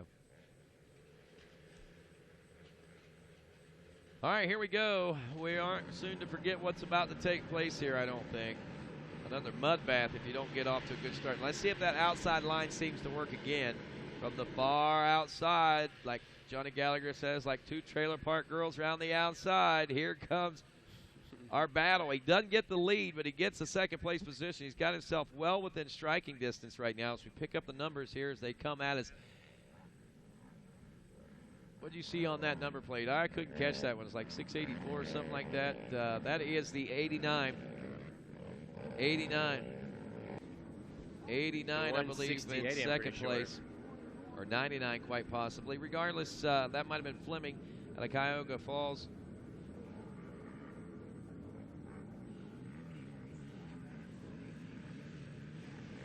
Race 21, you need to be in staging right now. Race 21 should be in staging.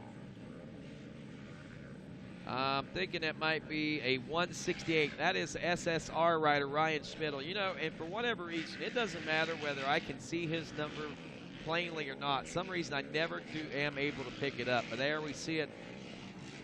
not so well, but on his back. We see it well on his back right now. But Smittle has been one of those riders. He's somehow or another eluded me since Daytona of all times, man.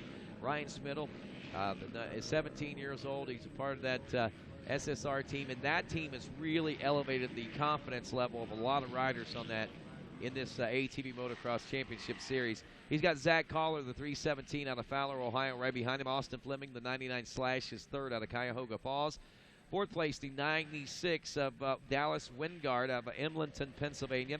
Kevin Rollins out of Oberlin, Ohio, the 247 is fifth. Bo Nakutis, the number 9 is sixth out of Waynesburg, PA. Jesse Long, the 63 is seventh out of New Martinsville, West Virginia. And Jefferson, Ohio's Anthony Golan, the number 42, rounds out the 8th and final transfer spot. Then you got Steve Schoberg and Cody Supik that are 9th and 10th right now. Again, only the top 8 transfer from this first moto. We'll have an LCQ, put all 20 top riders back together for Moto 2 coming up tomorrow here at High Point Raceway.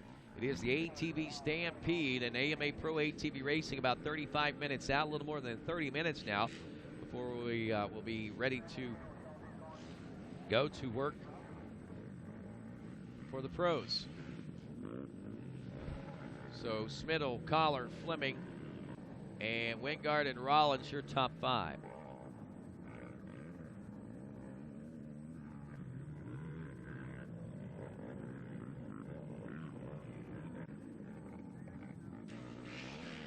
Right now, race 17 on the racetrack. Race 21, they called the staging there just a moment ago. There are a few classes that are being skipped because they are moving them over to the smaller track. They call it the Pit Bike National Track, but I've seen a lot of 50s races and things like that there as well. Smittle's through, Collar's through, and man, there's still not much of a gap there. 2.2 seconds. Collar actually about half second faster that time. A half second here, half second there. You know as well as I do, Silas, it adds up, and it could translate into a barn burner before it's all said and done if Smittle doesn't stay on point.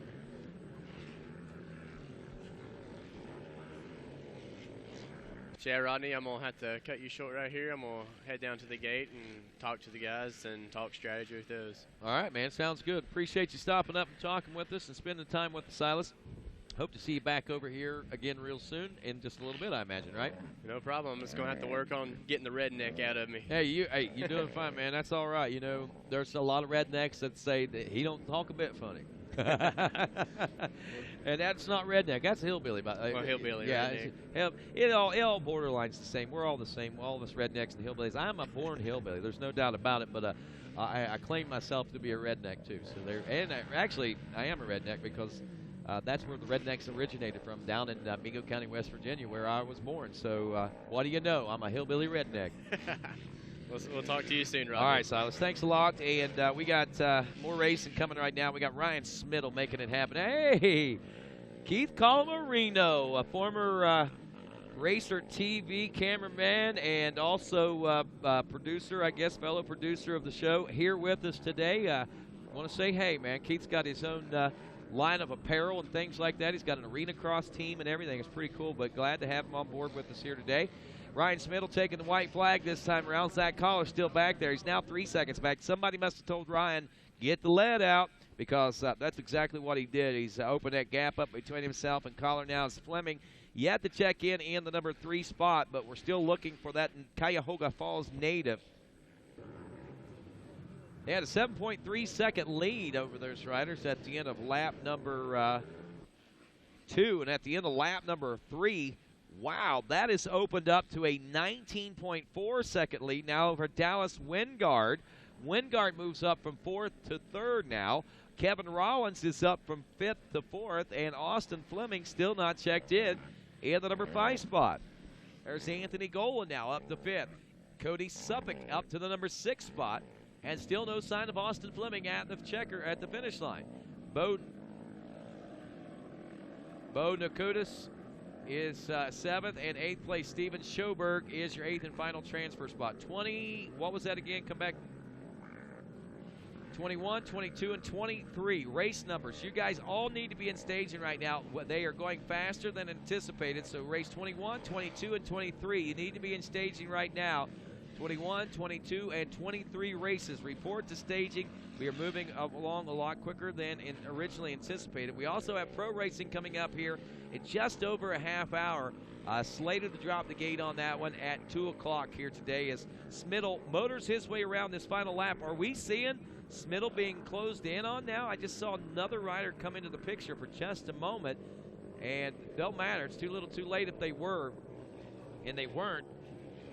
We did have a big battle shaping up for second, though, as Dallas Wingard, or was that? No, that was a lapped rider, I guess. Zach Collar will finish up in second. That was a 19.4 second gap, so if Wingard was able to make that up, he really, really found Portal out there and was able to push himself forward.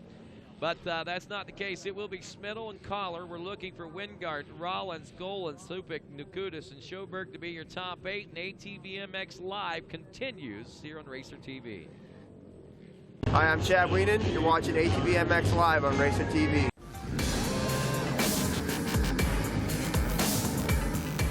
At Rocky Mountain ATVMC, we want to help increase rider participation at your next race, rally, or club event with our free Race Gas program. Join Race Gas, and every rider that signs up for your event or club gets a free $10 gift card to Rocky Mountain ATVMC. It's that simple. RockyMountainATVMC.com. Get ready. When it comes to guarding your engine, AMSOIL offers the next level performance enthusiasts demand. AMSOIL provides 75% more engine protection against horsepower loss and wear than required by a leading industry standard, extending the life of pistons and cams. Give the vehicle you love the above and beyond protection it deserves. AMSOIL, devoted to protection. Prox Racing Parts is your hard parts source. Prox has you covered from your engine and drivetrain to your chassis. All parts are manufactured to the highest quality standards to meet or exceed the OEM standards. Prox releases new product lines throughout the year, so you won't want to go anywhere else. Find the nearest Prox dealer or distributor near you by going to pro-x.com.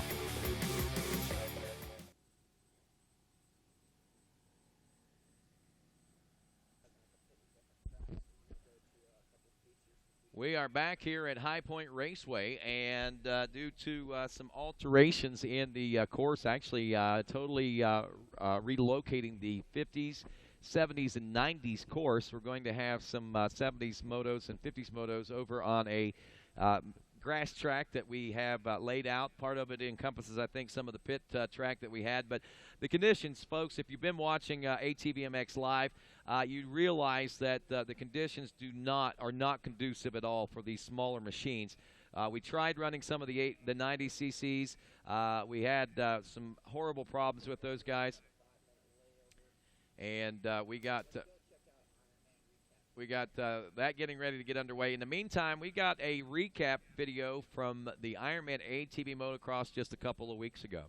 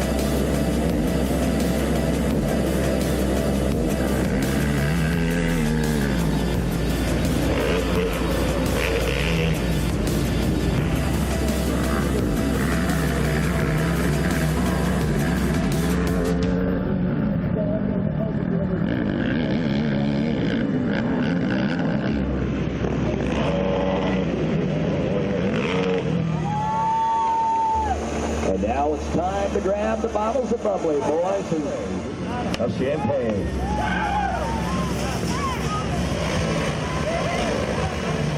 That's going to wrap it up here at the podium. We're going to head back over to the end. Well, there you go. That's what it was like at Ironman a couple of weeks ago. And though it may have been muddy, it was a far cry better than what we're looking at today. Rain showers overnight, rain showers early this morning. Track shaping up to make a very nice track. And then all of a sudden we start running 50s and 70s and 90 autos over on the makeshift, the new track for those guys. Well, all of a sudden the rain starts falling again. And we are loading race number 21 in the gate right now. So what a heartbreaker, man, because we had a racetrack that was really starting to turn around, and I know that pro riders right now are probably scrambling because many, I'm sure, had gone back to the smaller tires, and now they're going to be scratching their head. What are we going to do? We're just going to have to wait and see, I guess, over the course of the next few minutes. It might be a situation and scenario. Got to go with what you've already got yourself set up for, because we are only about 25 minutes out from the drop of the gate for the pro moto. So, wow, it's going to be an interesting one there for sure. And as the rain continues to fall and we run these micros over on the alternate course, ATVMX Live will continue here on Racer TV in just a couple of moments right here from High Point Raceway. I'm Joel Hetrick. You're watching ATVMX Live on RacerTV.com.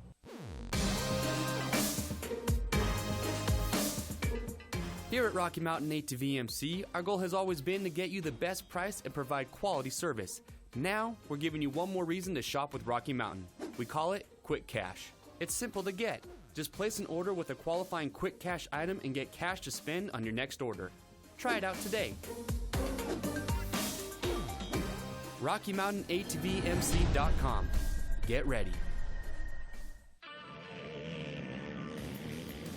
Prox Racing Parts is your hard parts source.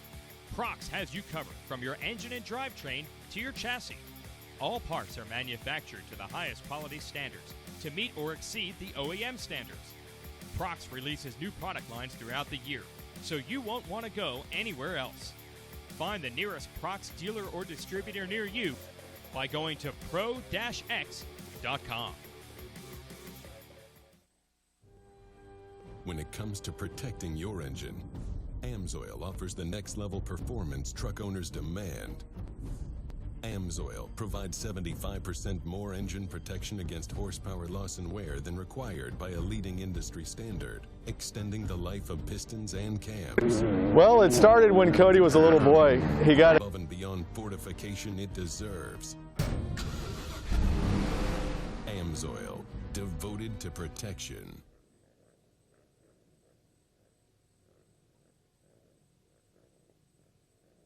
And welcome back to ATVMX Live here on RacerTV.com. As you can see, we got some 70s and 90s and 50s all going on over on the alternate track right now. As rain has once again lightened up a little bit, we can hear the machines revving up on the starting line for race 21 as it looks like we, my friends, are about to go.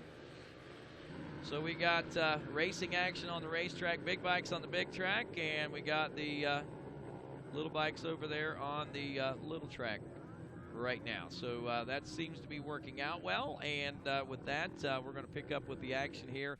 Let's see, we have, I believe, race 18 on the racetrack right now, if I'm not mistaken. No, this would be 21. Race 21, the Senior the Senior 40 Plus BC, I should say. The Senior 40 Plus BC class on the track right now. And I believe women are also out there with us. We got Kenneth Tucker aboard the number 23 out of Lebanon, Kentucky. 39, Daniel Ducato from Telford, PA. The 58, Jack Moore from East Springfield, PA. Good to have you out, Jack. He's 58 years old. Daniel Dominizuski, 316 from Doral, Florida. At 539, CD Music out of Vernonville, West Virginia. Got 723, Jason Jackson out of Granite City, Illinois. And I believe Jack is also, if I'm not mistaken, Angela Moore's papa. Angela, a former women's class racer. Women 30-plus class, number 5, Michelle Jenkins out of Warren, Ohio. And this one, the 19, Emily Young out of Orange Park, Florida. The 98, Melissa Ranger out of Tweed, Ontario, Canada. We heard there a few moments ago from her husband. And Michelle Jenkins, well, we know that she's quite the women's 30-plus and WMX rider. Daniel Ducato, by the way, though, leading the Senior 40-plus BC class that we see out on the track right now. Telford, PA rider.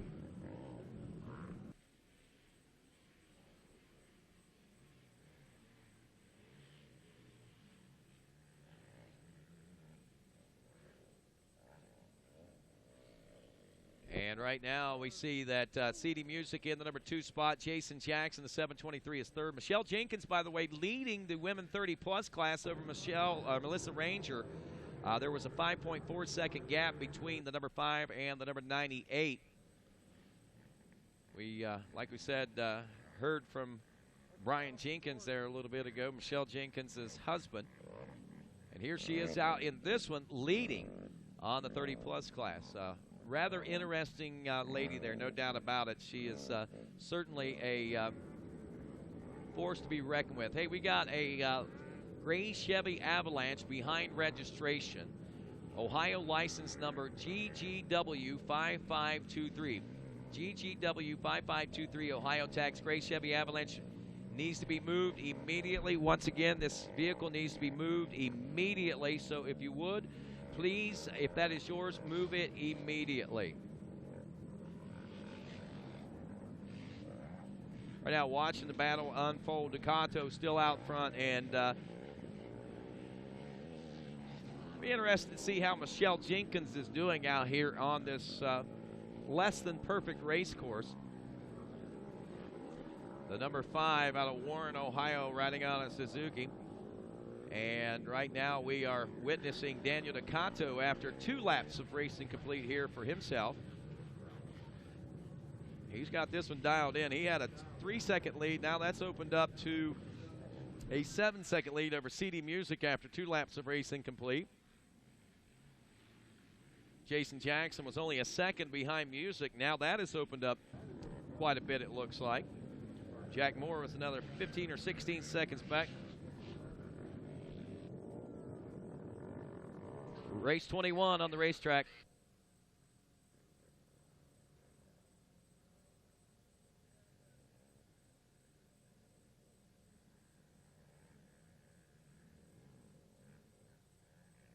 So senior 40-plus BC class, race 21, and the women 30-plus class are on the track at the same time. And this is race 21 on the racetrack right now. As we said, several of the riders, well, we went from 17 to 21.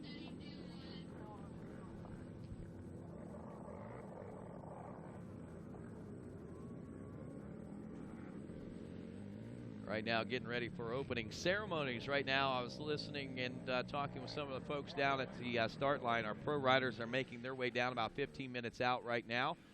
There's Michelle Jenkins, the number 5 machine, and that is your leader of the women 30-plus class. Like we said, we talked to her husband yesterday and had a chance to talk to her, but we'll definitely try to get that a little later on. I think the WMX will be coming out a little later. Maybe we can get it then. If not, we'll throw it in one of those breaks because she certainly deserves the recognition.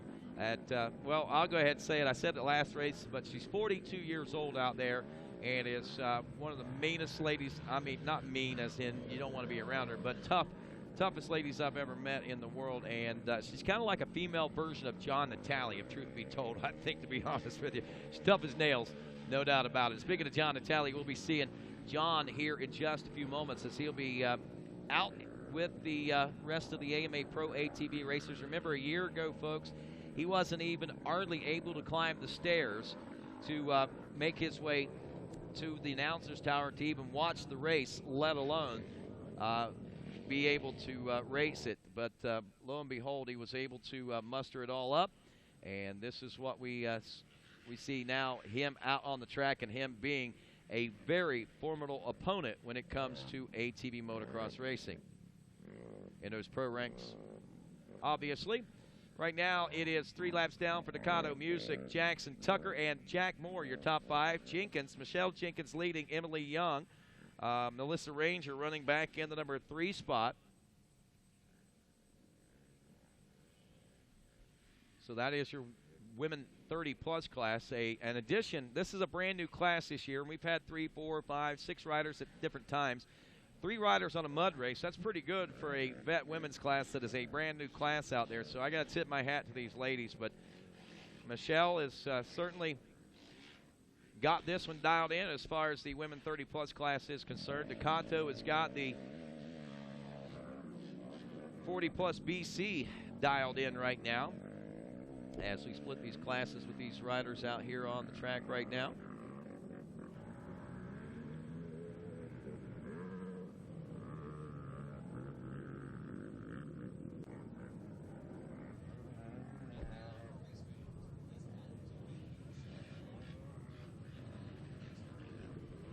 And right now we continue to watch as the checkers are out. Ducato taking the win over Music, 6.8 seconds at the end of that one. There is your leader of the women 30-plus class, Michelle Jenkins, out jumping her husband on occasion. And if you don't believe me, then I'll tell you that is the truth. I heard it yesterday, as a matter of fact, whenever they were out practicing.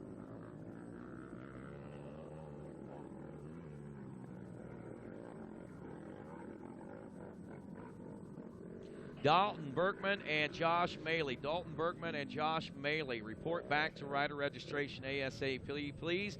There's number 5 taking the win, Michelle Jenkins, as Emily Young and Melissa Ranger will go 2 and 3 in the class. And only 8 seconds back was Orange Park, Florida's Emily Young. I'm impressed as much as anything that another Florida rider is doing well in the mud here in Pennsylvania. So pretty impressive, to say the least, for these ladies out here. And right now we turn our attention down to the starting line. Looks like we are just a couple of moments away from the drop of the gate on this one. And I believe that we'll be seeing these riders take to the track here in just a couple of moments, as once again we take this opportunity to welcome you race fans here to this legendary High Point Raceway and the ATV Stampede. It's round 5 of the the Prox Racing Parts AMA ATV Motocross Championship, presented by CST Tires, where passion meets the ground. And today, the world's greatest ATV stars are set to take to these legendary soils for the second oldest stop on the ATVMX Tour. And they're all going to stake their claims for this 2016 championship title, where 28 points separate the first 2 in points. Chad Wienen, your 4-time and defending ATV Motocross champ, 28-point lead over Kid Dynamite Joel Hetrick, who has won here at High Point Raceway, the overall, the last 2 years consecutively. Now, Chad Wienen has never won an overall here at High Point, but he has won plenty of motos, and if things go his way and he doesn't get the win,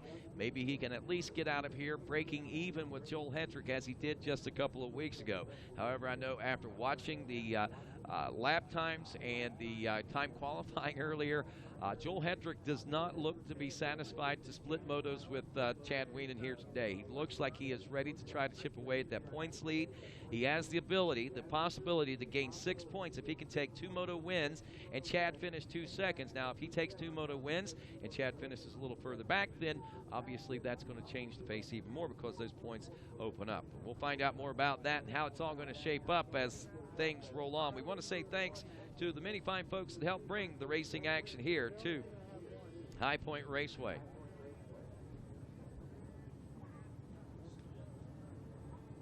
Hi, I'm Chad Wienen. You're watching ATVMX Live on Racer TV.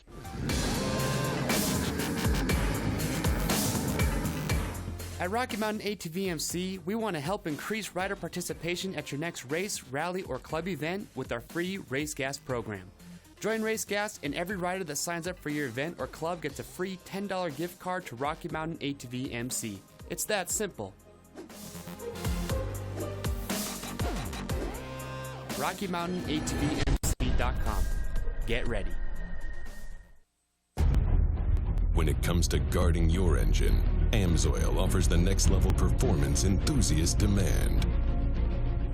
AMSOIL provides 75% more engine protection against horsepower loss and wear than required by a leading industry standard, extending the life of pistons and cams. Give the vehicle you love the above and beyond protection it deserves. AMSOIL, devoted to protection. Prox Racing Parts is your hard parts source. Prox has you covered from your engine and drivetrain to your chassis. All parts are manufactured to the highest quality standards to meet or exceed the OEM standards. Prox releases new product lines throughout the year, so you won't want to go anywhere else. Find the nearest Prox dealer or distributor near you by going to pro-x.com. welcome back to ATVMX Live here on RacerTV.com. Rodney Tomlin along with Johnny Gallagher, Silas Lamons, and also Casey Grigg going to be joining us here for some called the AMA Pro ATV Racing as we welcome you to the legendary High Point Raceway once again, folks. And yes, you're looking out over the legendary soils themselves that have seen so many battles, not only in ATV motocross, but also in the world of two-wheel motocross over the years. And a lot of names have crossed through these soils and carved their lines and left their, well, some of them even a little DNA in a couple of places here, believe it or not. But this particular facility holds a lot of special grandeurs. We celebrate 40 years of racing action here at High Point itself, and right now we get set to kick off this celebration today down on the starting line with these front runners here on the starting line. And as we do get ready to go, folks, we look at the clock on the wall. We see it is time to go ATV motocross racing. And before we do that, at this time, folks, we'd like to ask everybody to take a moment as we ask a blessing on this afternoon's race. Dear Heavenly Father, we come to you this day saying thank you once again for the opportunities that you have afforded us to be here, Lord. We also thank you for the weather conditions that you have given us, knowing that it is all a part of your ultimate plan. We ask that you continue to watch over and continue the hedge of protection that you keep about this race facility and the riders that race upon it, the spectators, and also the workers and crew that help make it all possible. Again, Lord, we ask for your continued blessings on the many military men and women across the world that are fighting for our rights and freedoms to live and breathe as we do as Americans. And God, again, we just say thank you for that, and we say thank you for life. In Jesus' name, amen. And at this time, I'd like to ask everyone to please remain standing, stand at attention, remove those caps, and cross those hearts as we honor the greatest nation in the world with the playing of our national anthem.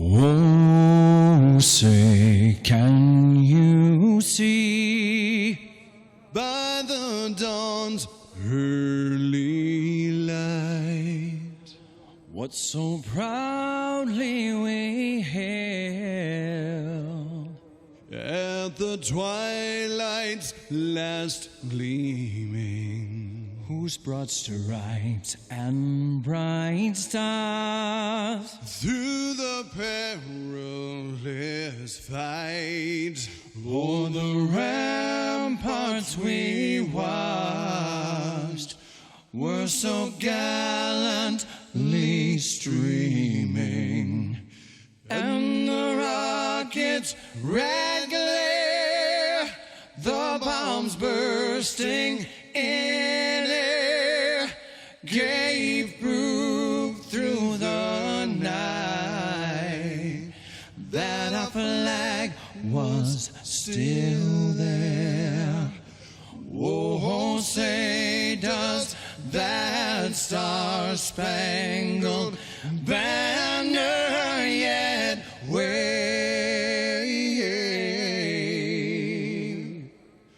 o'er the land of the free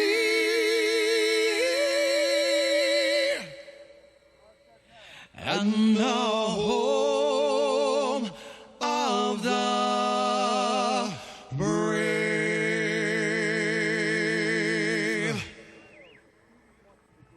And now, race fans, it's time to meet your starting lineup.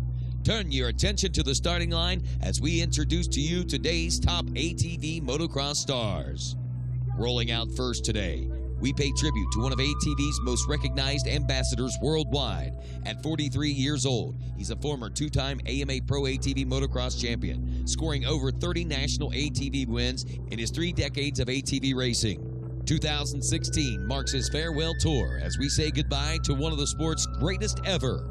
From Union City, Tennessee, on a factory-packed Joe Bird Quad Riding School's Honda, number 7, Joe Bird. Everybody's heard about the bird. Bird, bird, bird. The bird's a winner, well, a bird, bird, bird. Bird is a winner, well, a bird, bird, bird. Well, a bird is a winner, well, a bird, bird, bird.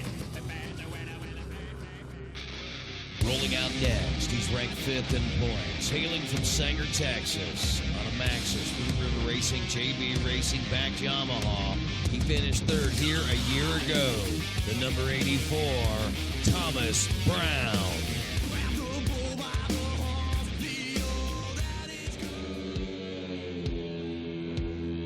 Next, he's a former two-time AMA Pro ATV motocross champ. Aboard a Maxxis Fly Baldwin Motorsports backed Honda. From Warriors Mark, Pennsylvania, on the number 13, the Ironman, John Natale.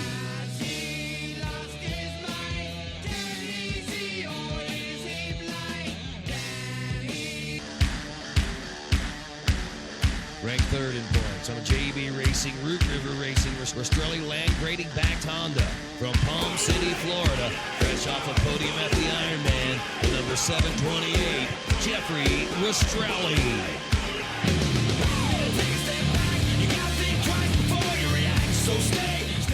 Next, he took the win here the last 2 years. He's fresh off 2 race wins and looking to make it 3 in a row.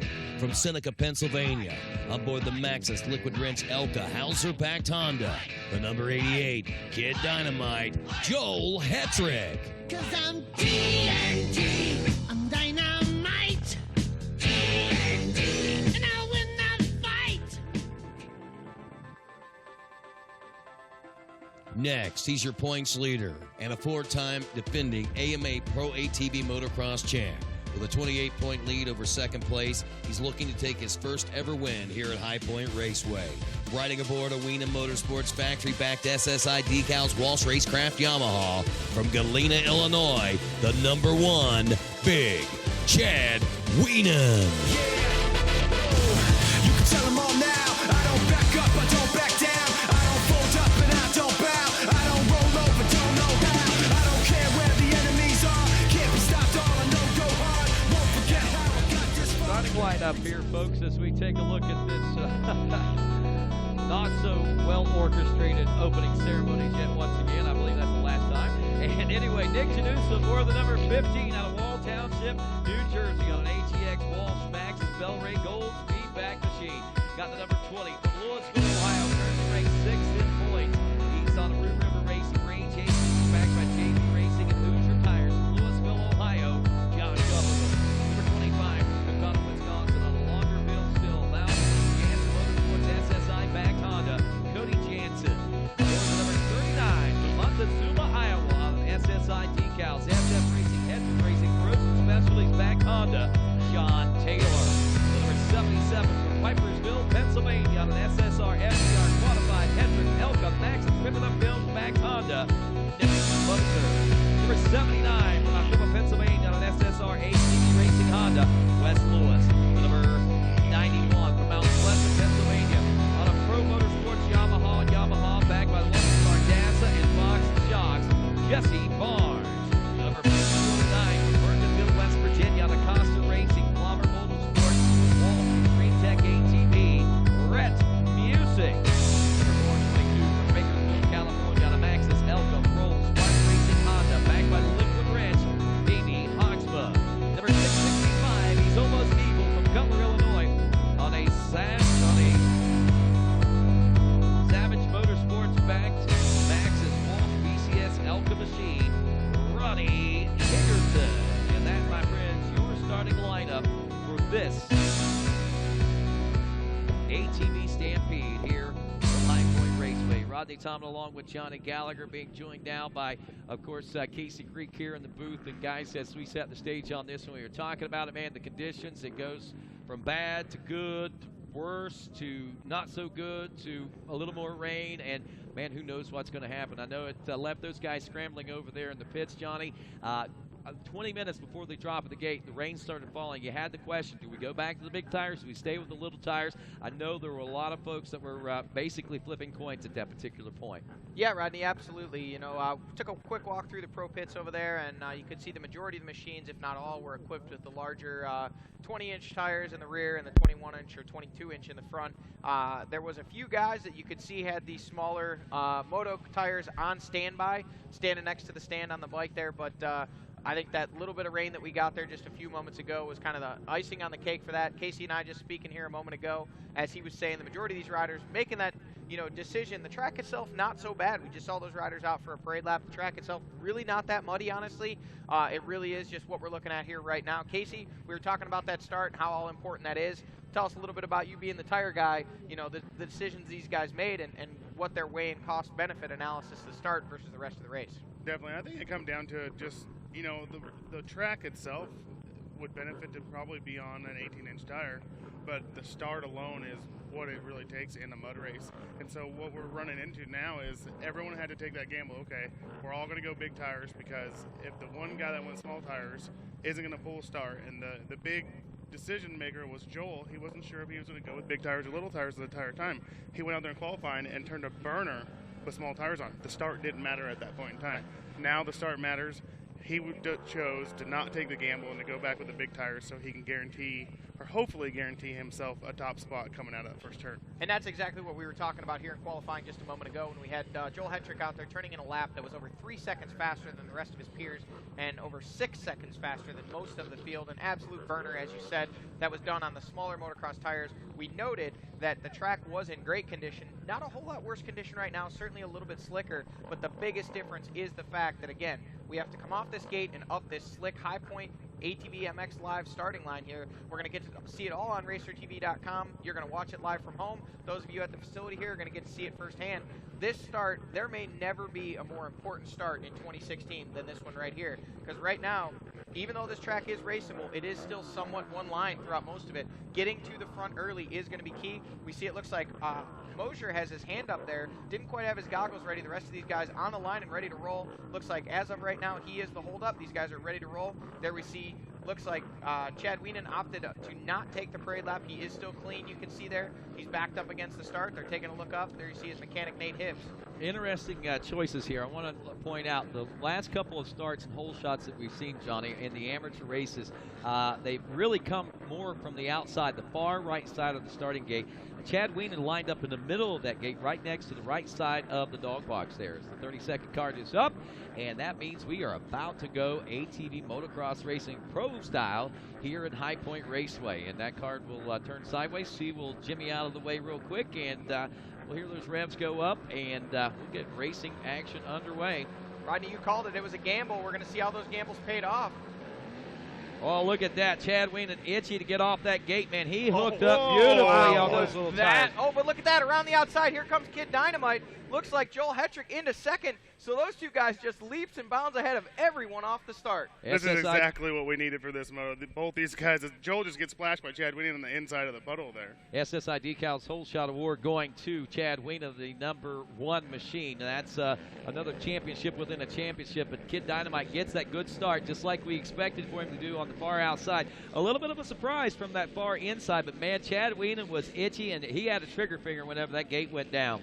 Yeah, he nailed everything perfect off that start, did exactly what he wanted to do, and Hetrick took the far outside, looking for a little. 7, Zach Gill out of Louisville, Ohio, the hometown of Josh Upperman, one of the top AMA Pro ATV stars. Track really, like you say, I mean, I'm watching this. It seems to be opening up quite a bit. The skies are starting to darken out. Johnny Gallagher was talking about things starting to brighten up there a few moments ago. I almost wanted to come over and stick a sock in his mouth because I knew what was going to happen. We don't want the sun. Yeah. The last thing we want is sun. We want rain, Sammy. I've already come to that conclusion. We want rain from here on out the rest of the season, and I'm not going to be happy unless it's a mudder every round. Because I got to say, I disagree. No, I'm getting my mud boots, and I want a mudder every race. Look at this. Alan Myers this and Zach Gill are right going now, no at doubt. it. Yeah, they are. We got Myers and, like you say, the 927 and Zach Gill going at it for the #1 spot, and they pretty much stretched things out. Well, not as much as I kind of thought, but look at that. We got a battle for the 3rd place position. David Selecki and Ryan Carodi, the 925, Canton, Michigan. Caroti's another rider that seems to have found a new level here in 2016. Definitely, I would agree. We were actually, I was just training with him at my trainer's house over in Pennsylvania, and he came over for a few days, and we all put in work. The program, it's definitely a life-changing. This Dom fella, I gotta get in with this guy, man. The program seems to be working for a lot of different folks. Look at this battling that is going on through the entire field. We've seen Gill and Myers, but Selecki and Carodi, Kirkland Jack, and Drake Coling in the 5th and 6th spots. We see Dalton Hicks, the 33, and Tyler Mack, the 33 slash battling out for 8th. Alan Myers made the move on Zach Gill. Wow, that was a beautifully executed move. I like to see that on replay if there's any way we can catch that back, because that was a beautifully executed pass there. Myers I think he might have caught Gill a little off guard there. That's yeah, kind of what you got to do. Oh, and we got Zach Gill trying to make a move back on him, and he does. He makes the move back on him, so these guys are hashing it out.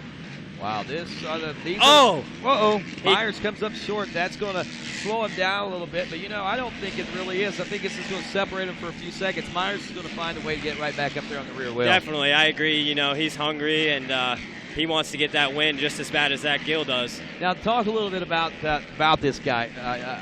The 24 machine of Alan Myers, Sewell, New Jersey, a relative no-name. A couple of years ago in the youth ranks, we saw his name. He's an okay rider. And I'm not meaning this with any disrespect. It's kind of an average rider. Nothing really spectacular. No reason for him to stand out, I guess I should say. Yep. But, man, the last year and a half, it's been a whole different ballgame. He really turned it up, especially last year, on the 250. Him and Peyton Zimmerman, they battled all year, and I believe he got one class and Peyton got the other class, and he made the move up to the A classes this year, and I got to say I've been pretty impressed with how he's rode. Well, I got to ask you, were you one of those that questioned the move into the A class? No, I think that's where he belongs. That's definitely well, obviously. That's definitely yeah. Look at him; he's out front, battling for the lead. That's definitely where I expected him to go, and next year I'm sure he'll be trying to make the step up to the Pro-Am rank, and that's just a whole nother level right there from A to Pro-Am. It's the longer motos and the guys, the speed is it's definitely a whole different level, but I think he's got it in him. Well, if you don't understand the transition in ATV motocross, it basically works like this. If you do or don't race the youth ranks, once you move into the bigger bikes, you're either a C rider, which is a novice rider, generally 1 to 2 years racing experience for those guys, a B rider, which is intermediate level, and then you got what they deem as an expert, an A-class rider, and you work your way through those ranks, and you can skip some of those ranks and go into the A's and things like that. But once you reach the A's, you say, no, you're not done. You still got a couple more levels you can go. There's a pro sport division. Yep. That's kind of a transition. A stepping stone to Pro-Am. Yep. And then the Pro-Am is a stepping stone into the pro class. And it definitely is a stepping stone to them pro guys. How big a step is it, Sammy? It's definitely a little bigger than I expected, but I think I got it figured out, and I'm, like I said before, I'm really looking to impress at Monster Mountain, and I think I got it in me. Well, good racing still going on. Still no change up front. Zach Gill has been able to keep Alan Myers at bay ever since that momentary lapse of reason that he had out there when Myers got around for just a few seconds. David Selecki still back in the number 3 spot. Now they've opened up a gap of just a little over 11 seconds to the number 3 spot. Ryan Carodi, 1.4 seconds back in the 4th place. He's moved up through the pack a little bit. Drake Coling, the 798 in the number 5 ride. Dalton Hicks is 6th aboard the number 33, and Tyler Mack, the 33 slash, is running 7. Kirkland Jack, the 35, is 8th. 9th place, Peyton Lingle. And rounding out the top 10 is Justin Fight. Looks like Casey Beaver having some struggles there on the last couple of laps or so as he's dropped off to the number 11 spot. Blake Sarver has actually dropped to 12. So we're seeing some of those guys mixing it up a little bit from where they were in the early part of the battles. Speaking of battles, there comes one at us right now. I believe that's the battle for 3rd and 4th, if I'm not mistaken, and that's the battle up front. Oh, did Carodi make the move on David? I think he did. He did. He got around him. Yep, that's it. Selecki, the 26, is now back in the number 4 spot. Ryan Carodi has moved up into the number 3 spot aboard the 925. Carodi, part of the Root River effort as well as Ford Brothers Racing effort. This kid, rightfully so, got a lot of great support behind him. Zach Gill and Alan Myers go 1 and 2. They're about 3 seconds to separate those two at the checkers. And Ryan Carodi, that last lap pass, Sammy, is what brought him into the number 3 spot. David Selecki drops the 4th. Drake Coling gains some in that number 5 spot as Dalton Hicks is 6th. 7th is Tyler Mack. Kirkland Jack in 8th. 9th, Peyton Lingle in your 10th place position. Should be long.